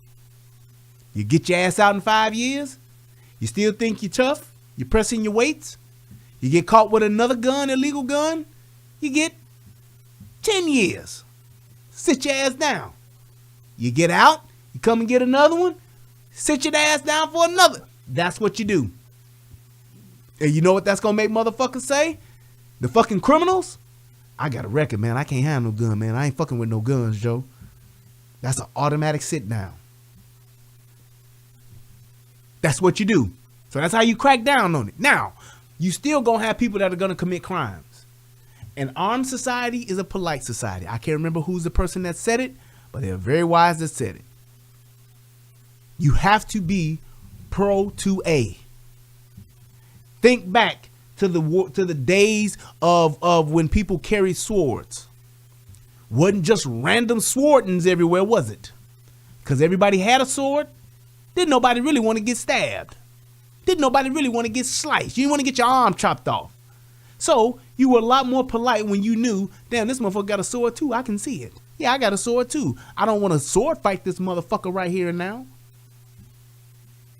If everybody knows that everybody got a gun, then you know, hold on, I'm not going to let this shit escalate to the point where we get to shooting over a goddamn parking space. I'm just not. And here's a new thing that I came up with that I think that'll be good to deter crime. Everybody, when they turn 18, got to serve 2 years in the military. You get your ass out of school unless your ass is enrolled in a college. And I ain't talking about Everest. Unless you enrolled in a 4-year university, you get your ass out of school, you got to serve 2 years in the military. Boom, there it is. I don't care if it's the reserves or if you go full time, whatever the case may be, you got it. I would say it would be even fair if you do the reserves, you do 2 years. If you do the reserve, you do 3 years. If you do full enlistment, then you do 2. What is it? 1 weekend a month, 2 weekends out, 2 weeks out of the year. Because what that does is it gives you direction, discipline. For those that don't have it, it gives you structure. Teaches your ass how to be a soldier, teaches your ass respect, teaches you chain of command. It teaches you structure. Because a lot of people get to that age where they don't have to do it. And they get old enough, because most of these men are women raised, like Patrick, and they get to the point to where they get out and don't know how to control their emotions. And they make bad decisions. You get your ass in there. There's a lot of benefits to doing it. Number 1 is teaching you about service. Number 2 is teaching you teamwork. It's teaching you how to respect your brother. It teaches you how to protect each other. It teaches you about firearm safety. It teaches you you can get a specific skill. It also gives you health benefits. Gets you in shape. If you a fat fuck at 18, you get your ass in the service, you lose 40, 50 pounds easy. I regret it too, King Jin, that I didn't serve. But the only thing that I got comfort in is that if I would have enlisted at that age that I did, at 18, I would have been in not 1 but 2 fucking wars. And I'd have probably been a fucked up, crazy motherfucker by now. So that's the only reason why. And I don't necessarily like being referred to as government property, but I'm just saying that's the only thing that I think about that's comforting, to say, damn, if I would have joined at the time when I was 18, I would have been in 2 wars. And I'd have probably been in some crazy shit. I'd have been in that Desert Storm, and I'd have been in that other one that they had, the quick one. The one that was over in like 2 months. Y'all remember that shit? But yeah, that would have been fucked up for me. But I'm just saying, those are the things, those are some key points as to how you can minimize that gun control. I mean, that gun violence. That's how you can stop some of the shit. Before a motherfucker get out there and do some old crazy shit and kill 3 or 4 people or some shit like that, get your ass in the service. Get your ass in the service. And my thing is too, I'm all for these motherfuckers that's in the penitentiary.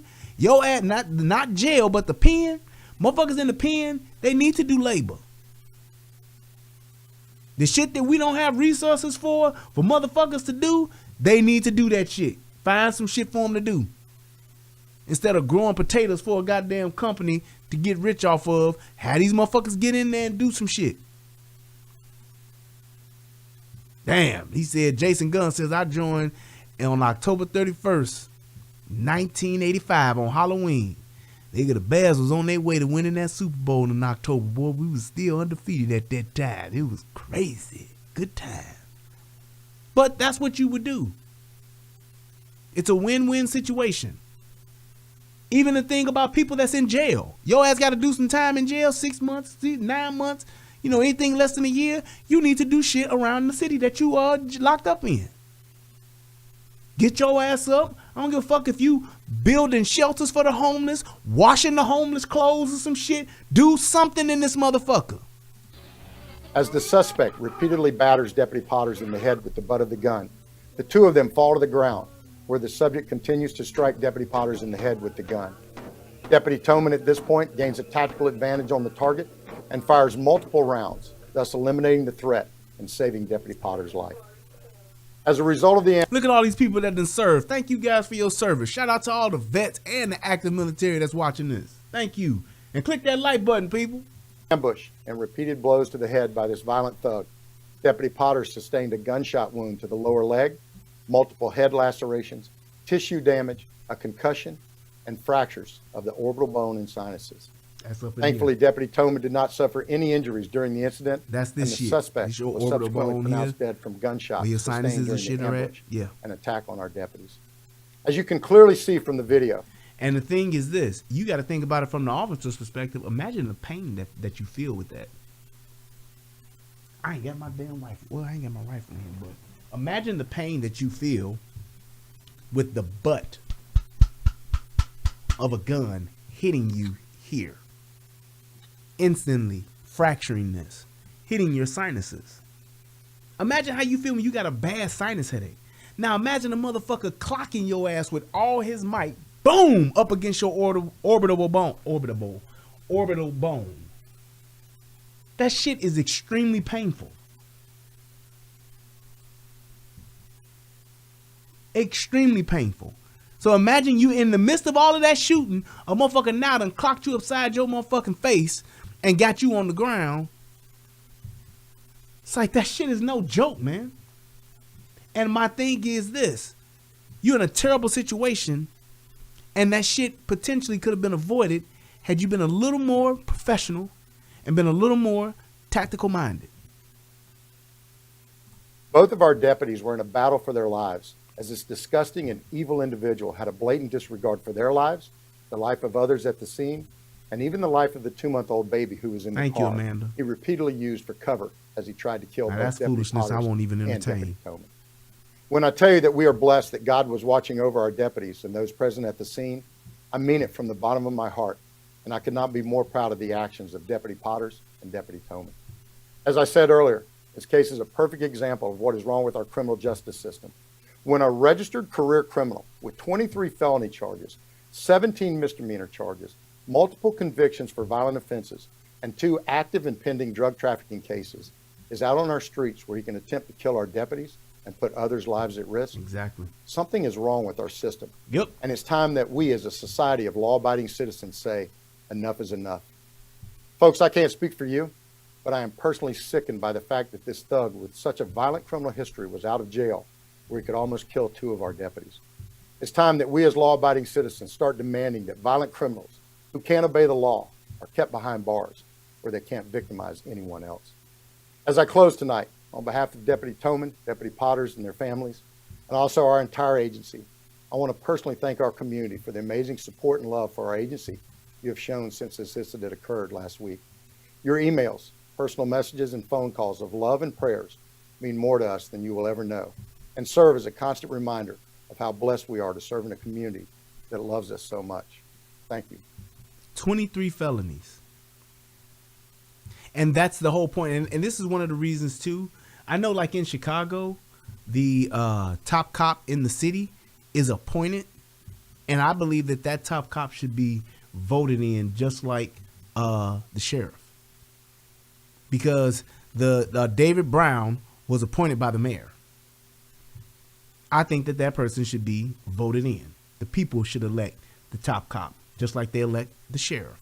Sheriff is an elected official position. And the reason why I say that is because when you have things like this, where the politics are being introduced, you need to be having someone in that position that has the ability to call somebody the fuck out. And that's exactly what needs to happen with these prosecuting attorneys. That's what needs to happen with these judges. That's what needs to happen with these people that are playing games. These district attorneys, these prosecuting attorneys, all that shit should all be voted on, so you can say, hey, these are the reason why these people are still out here. And it's because of them. They don't want to be tough on crime. They want to be nice, and they want to let motherfuckers back out on the streets. Well, here's what's happening to the people. And it'll make people say, damn, I ain't voting for this motherfucker next time. Damn. How this motherfucker get all... And you hear people all the time talking shit about certain people getting bail for this, but that person don't get bail. Why the young black boy, he got no bail. He had a gun charge, got no bail. But this other dude, he had a gun charge and he got a $500 bail. Bond. That's the judge you selected. That's the judge you voted for. Or if your ass didn't vote at all, that's what happened. Makes this shit where people can lose their fucking jobs. But when you got motherfuckers voting for Lori Lightfoot, because she a black woman and she gay. This is what you get. When you got people voting for a Kim Fox because she a black woman, that's what you get. Don't know shit about their politics. Don't know shit about their motherfucking their legal past. That's what you get. Kamala Harris. Voted for her. She black. Bitch known for doing nothing but locking up niggas. You voted for her. What's she doing for niggas now? Nothing. She ain't even saying that she black. She saying she Indian. And Jamaican. That's what she's saying. But you stupid motherfuckers was claiming her ass, walking around with Chuck Taylors and pearls on, talking about my vice president is black and a female. That's what you get. Stop just looking at the optics of shit and start looking at people's fucking politics and start looking at people's fucking character. In today's world, with all of the access that you have to the internet and to information, there shouldn't be 95% of the people that you voting for, you should know exactly what the fuck they're about. He said, what happened to 3 strikes? Somebody put in the chat, what happened to 3 strikes? 3 strikes, that was the 94 crime bill shit that they got rid of because it disproportionately locked up black people. It was actually one of the last instances of systemic racism.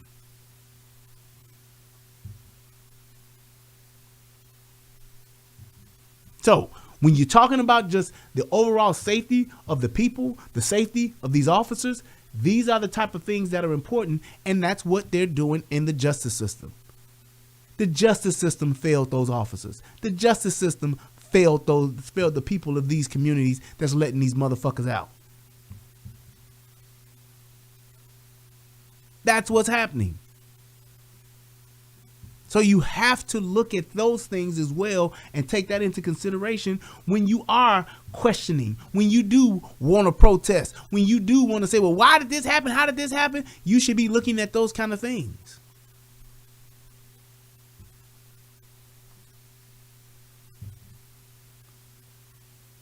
You just need to actually have these people do their jobs.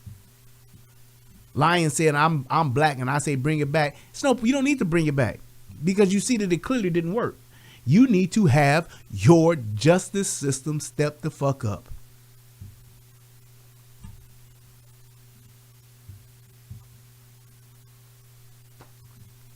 Just get Amanda, just get him out of here. I'm not gonna entertain this. He's a fucking troll. Just get him out. But you have to be able to do that. You have to look at that and say, well, look, when you look at what's going on, when you look at what's happening, when you look at all the things that's going, look at the problem. And when you got police saying, how did this person get back out on the street? That's a problem. Thank you. When you got people saying that this person went to jail, shot at somebody, and got a $1,500 bond and was back out in within 24 hours, shoot somebody else, that's the justice system. You don't need no 3 strikes for that. You need a fucking judge that's gonna say, nah, motherfucker, you did this shit, or this is the evidence we got. Nah, nigga, you gonna have to sit your ass down. You got a right to a speedy trial, but you gonna be waiting on it in here.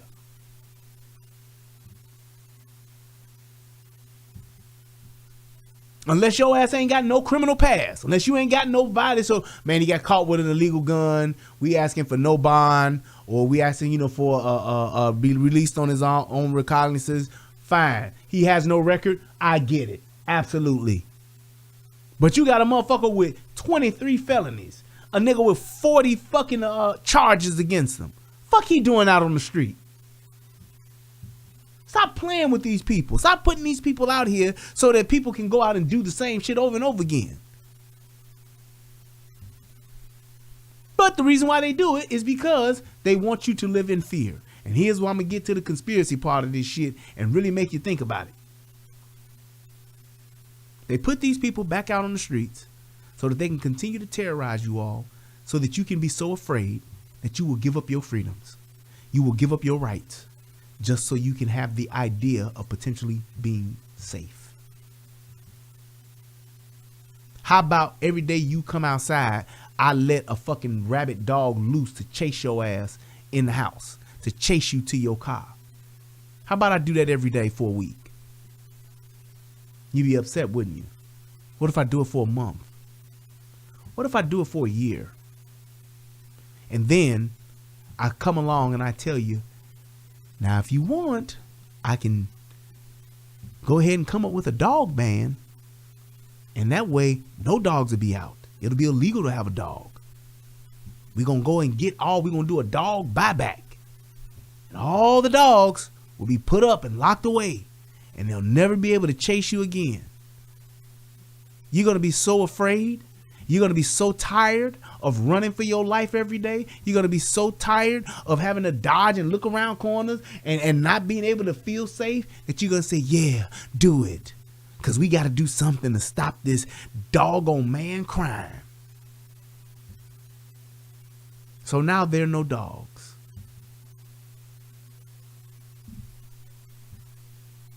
And you know how it happened? You wanted me to get rid of them because I kept letting them terrorize you. And as opposed to you holding me accountable and making me do my fucking job as a person who has the dogs, you didn't. As opposed to you being responsible and buying a gun and shooting that motherfucking dog day 2, you didn't.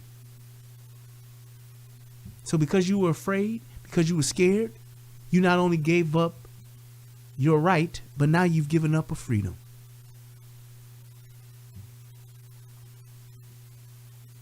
Damn.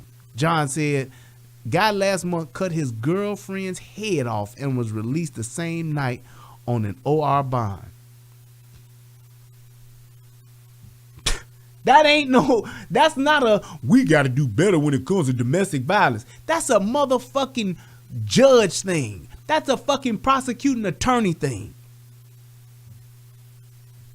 Only motherfucker I would expect to be able to get off of some shit like that is Bill Gates or Jeff Bezos, because they could probably buy the fucking county that the shit happened in and could probably own everybody. You have to take charge, and you have to take and you got to take some accountability, and you got to take some responsibility for your own personal safety, people. You do. My mom just called me the other day. Was that yesterday? No, day before yesterday. That was Tuesday. She called me and she said, that was Wednesday. Yeah, she called me and she said, I finally got around to watching the 9/11 documentary, and they showed all the stuff that was happening, because I just couldn't watch it before over these years. And I just want to thank you, son, for because my mama worked for the federal government, and she worked in downtown Chicago. And when that second plane hit, I called my mama and said, I'm on the way to come get you, because I don't know what the fuck is happening, but I'm coming to get you, mama. And I knew that because my mom worked in a federal building, that could potentially, they attacked the Pentagon, and it was a big building in a big city. They could have potentially attacked her. So I said, I'm coming to get you, mama. So I drove downtown, went and picked her. My mama brought her back. She said, I just want to thank you for coming to get me, because I really didn't understand what was going on and what could have happened. And she said, when I watched this video and I saw the stuff that was going on, and I saw how the people were jumping out of the buildings and things like that, she was like, it was heartbreaking. She said, I was crying and all that. She said, but then I realized what you did to come here. I said, mama, you my mama. God damn it. Fuck you mean? I'm coming to get your ass. I don't give a fuck where you at. I'm coming to get my motherfucking mama. Fuck that. But I said, mama, so many people will watch things like this and they won't take the personal accountability part of it. She was like, I didn't even know that firemen, fire trucks, the elevators don't go up. I mean, not elevators, but the ladders don't go past the 7th floor. She said, so that means anybody who's on 8 and up, they can't get out through no window. I said, exactly. I said, those people that jumped from that building, they knew that they could not get out because of the hot ass burning jet fuel. They couldn't get out, and they didn't want to burn. I said, I wouldn't have wanted to burn either. When I can take a 30-second fall and it be over, as opposed to me burning to death. But it's like, I said, mama, I said, you can go into the conspiracy thing about all that. I said, because people say that they was blowing that building up from the inside. You can look into all of that. I said, but the point is this. we have to realize that just because we see certain things in place, that don't mean that those things are there for us and that they will save us. I said, people think the police being around that we all safe. That ain't true. I said, the police, they are a response unit. They are not there to protect and save everybody from trouble. I said, they are there to show up to help enforce the law. I said, but the way that we view it in our mind, we think they there to keep us safe and to stop anybody from doing something to us because they gonna be there. I said, Mama, it's so much stuff that can happen in 1 minute or 3 minutes. And I said, and that's a great response time for a police department. And we just saw in this video, you could have 60 rounds fired off in 1 minute. I said, we have to make sure that we are protecting ourselves. I said, and that's why I have such a huge problem when it comes to somebody who don't live where I live, who don't have to do what I do, and they have their own private security or their own personal detail provided by my tax dollars, and they try to tell me what the fuck I need and what the fuck I don't need to protect my life. I said, I have a problem with that. And not only am I offended, but it's an extreme level of disrespect to me to where I want to do something to a motherfucker to try to tell me what I don't need to protect and save my life.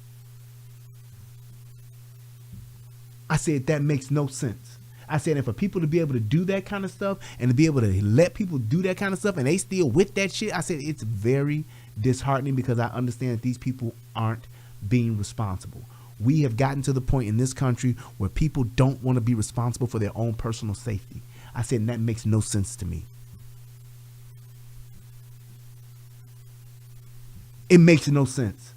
The fact that you think the police gonna come and save your ass if somebody kicked in your door right now, you're a fucking fool. It's an illusion. You are delusional if you think that if somebody kicked in your door right now and said, bitch, give me the money, all I got to do is dial 911 and I'm going to be saved. You are delusional.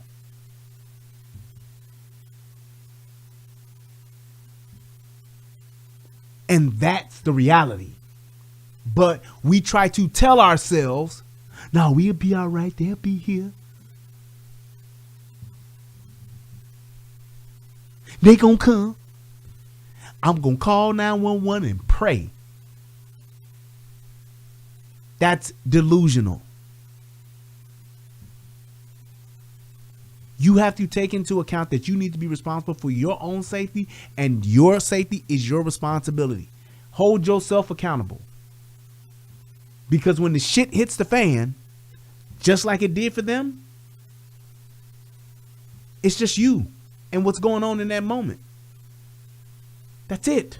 That's all they had was each other in that moment. Somebody kicks in my door right now, it's just me in this moment. And a whole lot of motherfucking guns. Because I can hit a nigga with that Ricky. Ricky! Here it is. Let's go. I ain't no easy win. I tell you that. You can try it. You can pull it. And you might get me. But it ain't going to be no easy win. It won't be an easy win. That's all I'm saying. And that's what I want for everybody. Don't give these motherfuckers the easy win.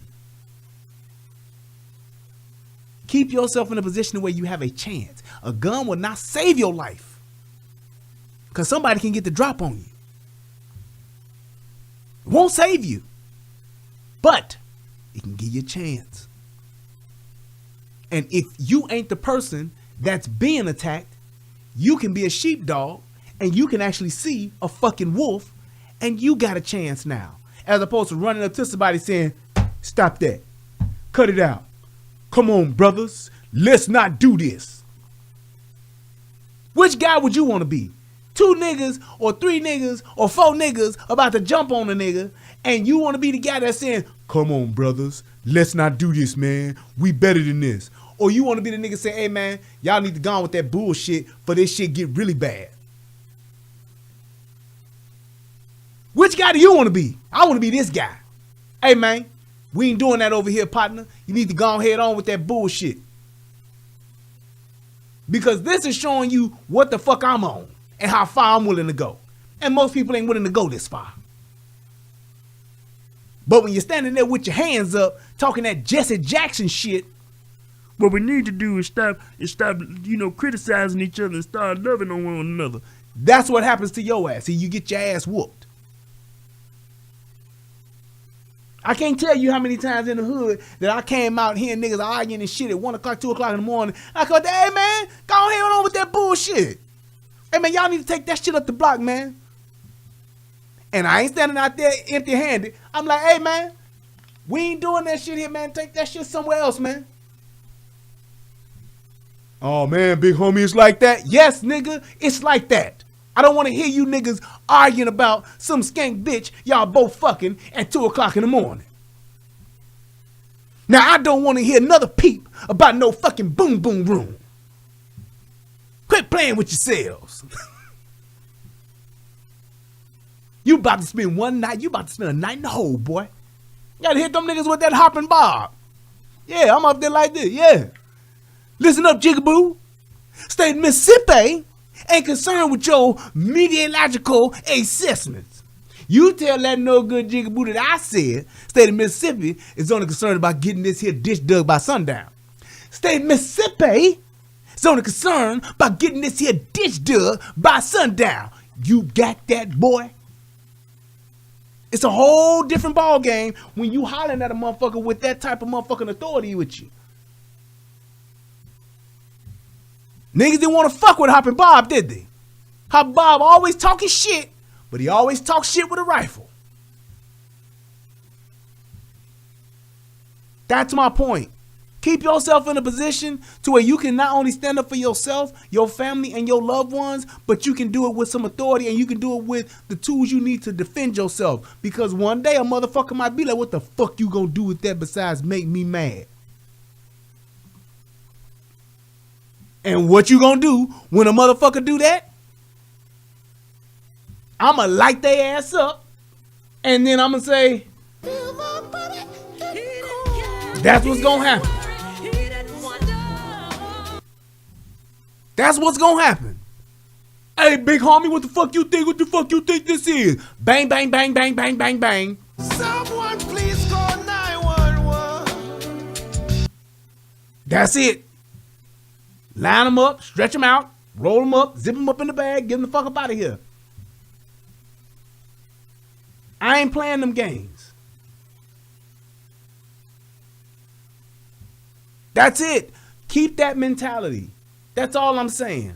And I get off my soapbox on that shit. But I'm just telling y'all, make sure that you all are in a position where you can protect yourselves. Your personal safety and the safety of your family and your loved ones, that is your responsibility. Not the police. Not sweet baby Jesus. Not the good Lord on your knees watching you pray while a motherfucker is robbing the shit out you. I'm just saying. And shout out to everybody on the United Guns of America. I saw that somebody said, Kadeen said, how long were you a police officer? Did you like your time? I was a police officer about 2.5 years. And I did like it, but I couldn't do both. I got a job in the county that I was actually a reserve deputy in, and I couldn't do both because they didn't allow you to double dip. They'd have to pay me a whole lot of money to do it. So I took the job that had more money, and that was being in IT. And that's what I did. And he said, would I become the police officer again?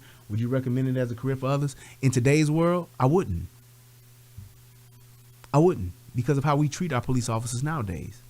They are the scapegoats. They are the whipping boys. They are they have been made and demonized in our own communities.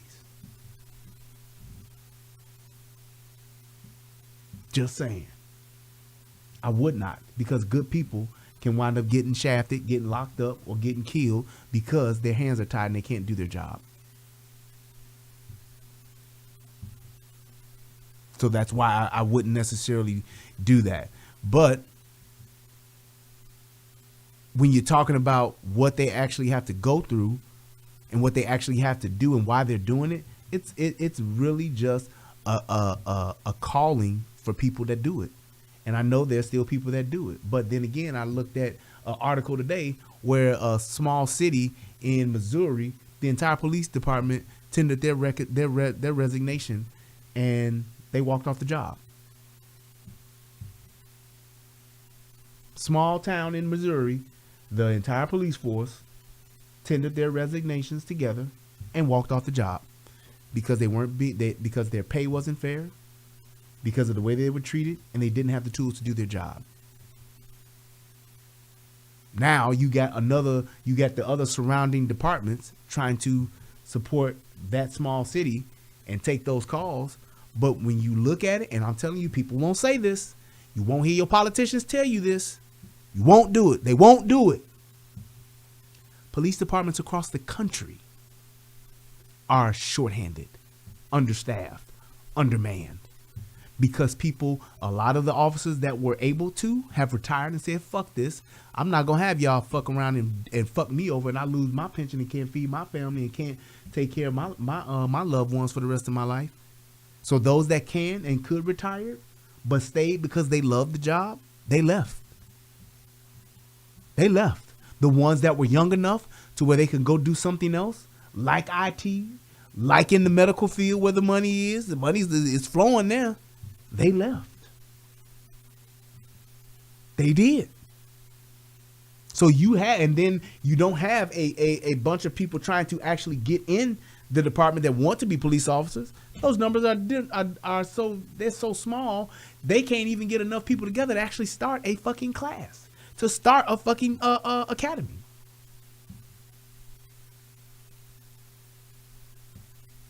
So you got a bunch of police officers that were stuck in the middle that still got to stay because they too far gone to leave and they don't have enough to retire.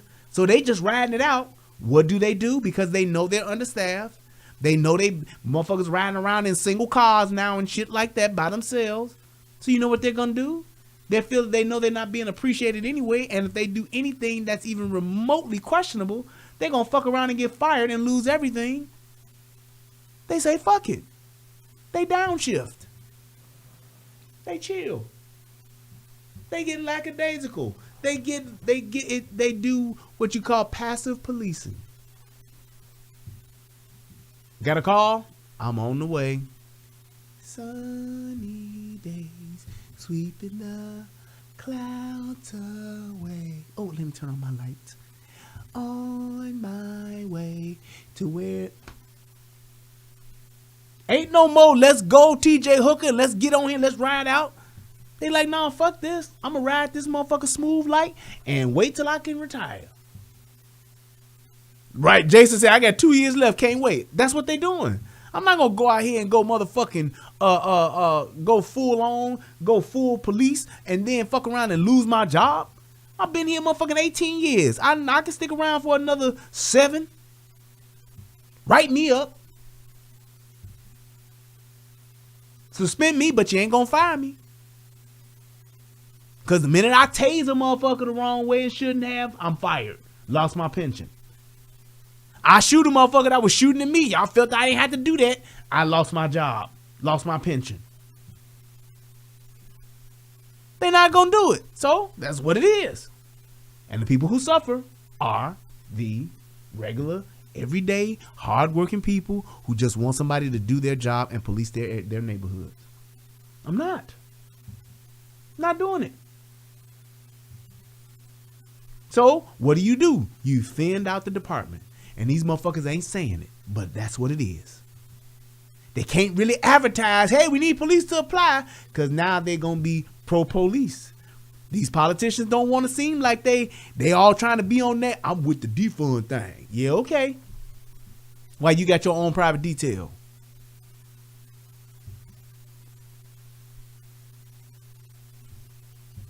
That's just what it is now. I'm telling you, it's so many of, especially in these big cities, these small cities, all over the country. These police departments are understaffed, but they won't say it. So now you got that 50-mile radius of a small town that initially had 16 police officers. Now they down to 8. So what do? You split up the areas. And you say, okay, well, this guy's working 1280, 12P. This guy's working. Then you split it up and say, all right, man, you cover this area. You cover this area. You cover this area. Well, damn, it take me 17 minutes to get from one side of this motherfucking area city to the other. Nothing we can do. Hope they don't need backup.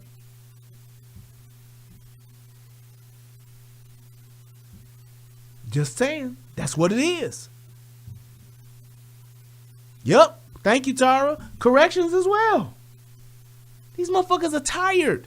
Y'all done talk shit and they said, okay, y'all can do it better. Fine. Go on and get these motherfucking mental health people to come in here and take these domestic calls. See what happens. Go ahead and get these psychiatrists to go on these other calls that are domestic disputes and see how they handle it. You want to take money from the police department and go put it into these other areas? Fine. Let them go do the policing. Fine. Great. Go ahead. See? Tyler said we down 80 officers. There it is. Tell me in any spot, in any area where that's good. We're not, and listen to what I'm saying. I'm not saying that you're just down. This is your standard. Every department has a personnel standard for staffing that you need to be at to operate at the optimal level, where you're to be functional. So your department can say, hey, look, we got to have 120 officers for the streets.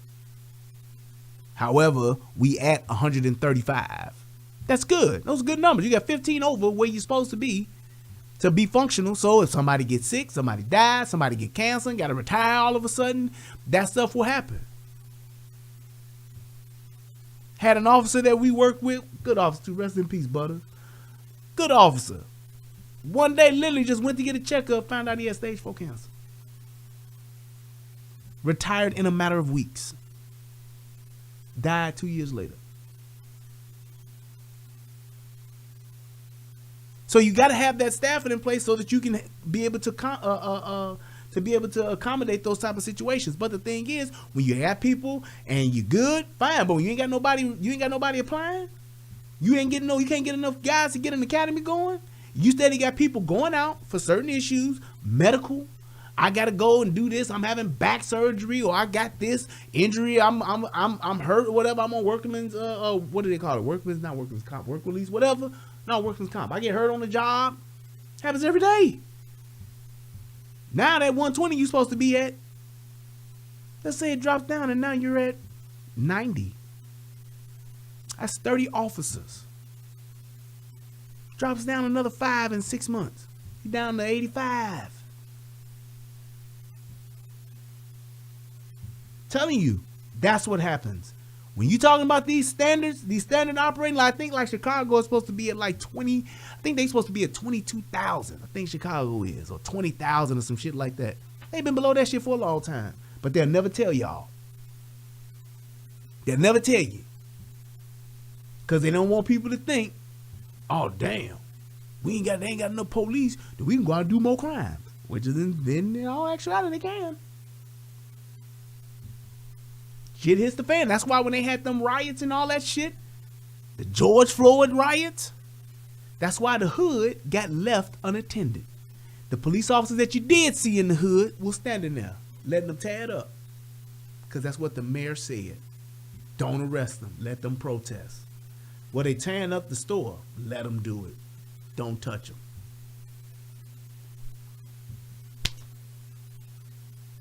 That's what happened. So it is what it is.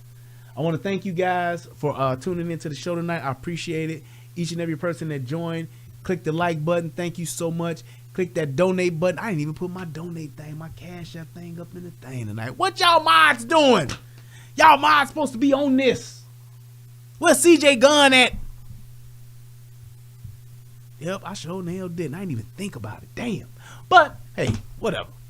But please, click the like button, click the share button, click that thumbs up. If you got any questions or anything like that, please feel free to go into the chat and put it in there. Like I said with the chat, please, please, please make full, coherent, well-articulated statements. I don't need nobody just putting in one-liners. I don't need nobody putting in shit that don't make sense. I don't need the people putting in shit that ain't got nothing to do with the topic. But just please do that.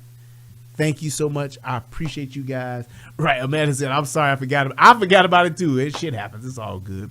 I just want to thank you all for just taking the time to just stop by. Y'all could have been anywhere in the YouTube world tonight, but y'all chose to be here with me.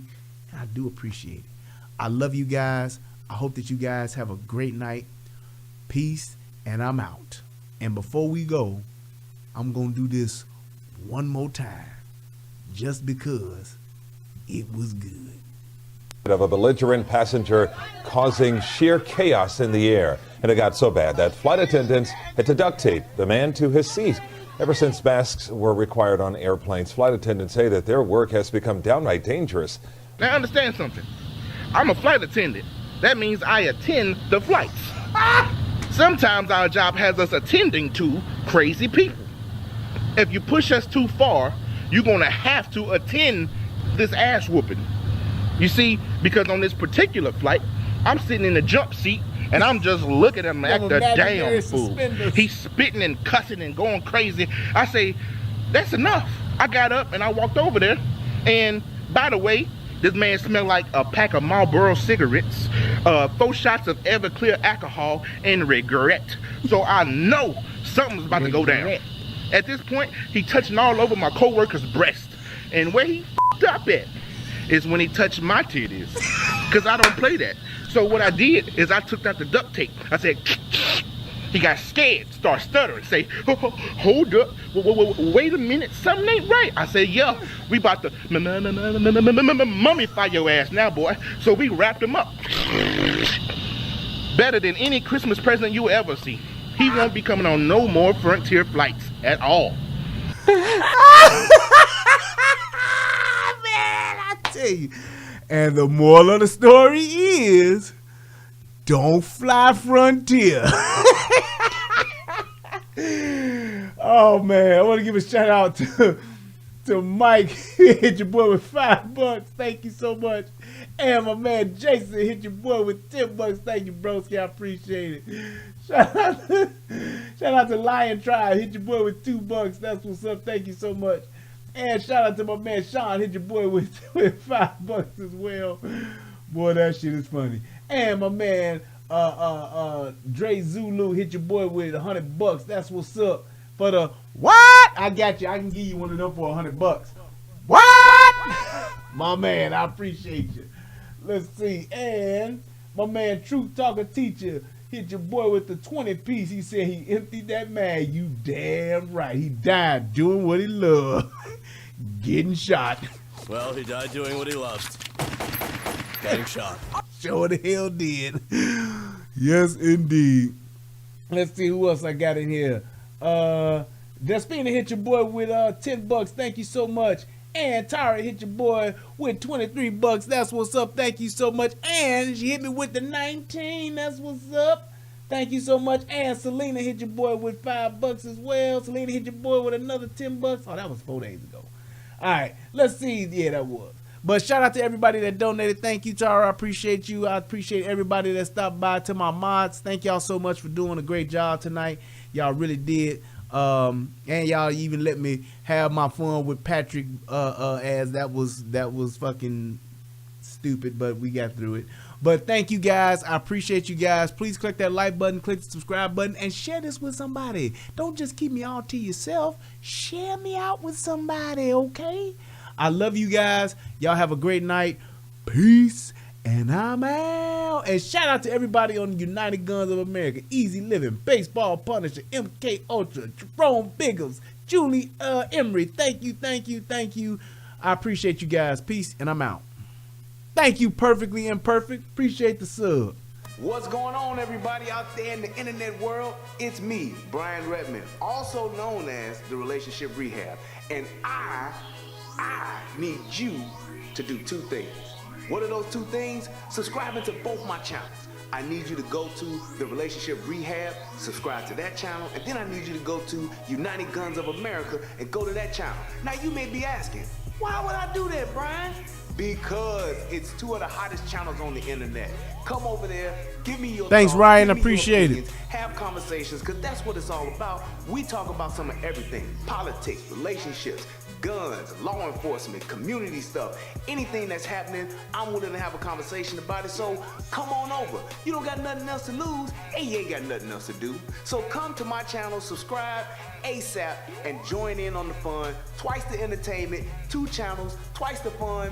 Come on and have a funky good time with your boy. Peace, and I'm out.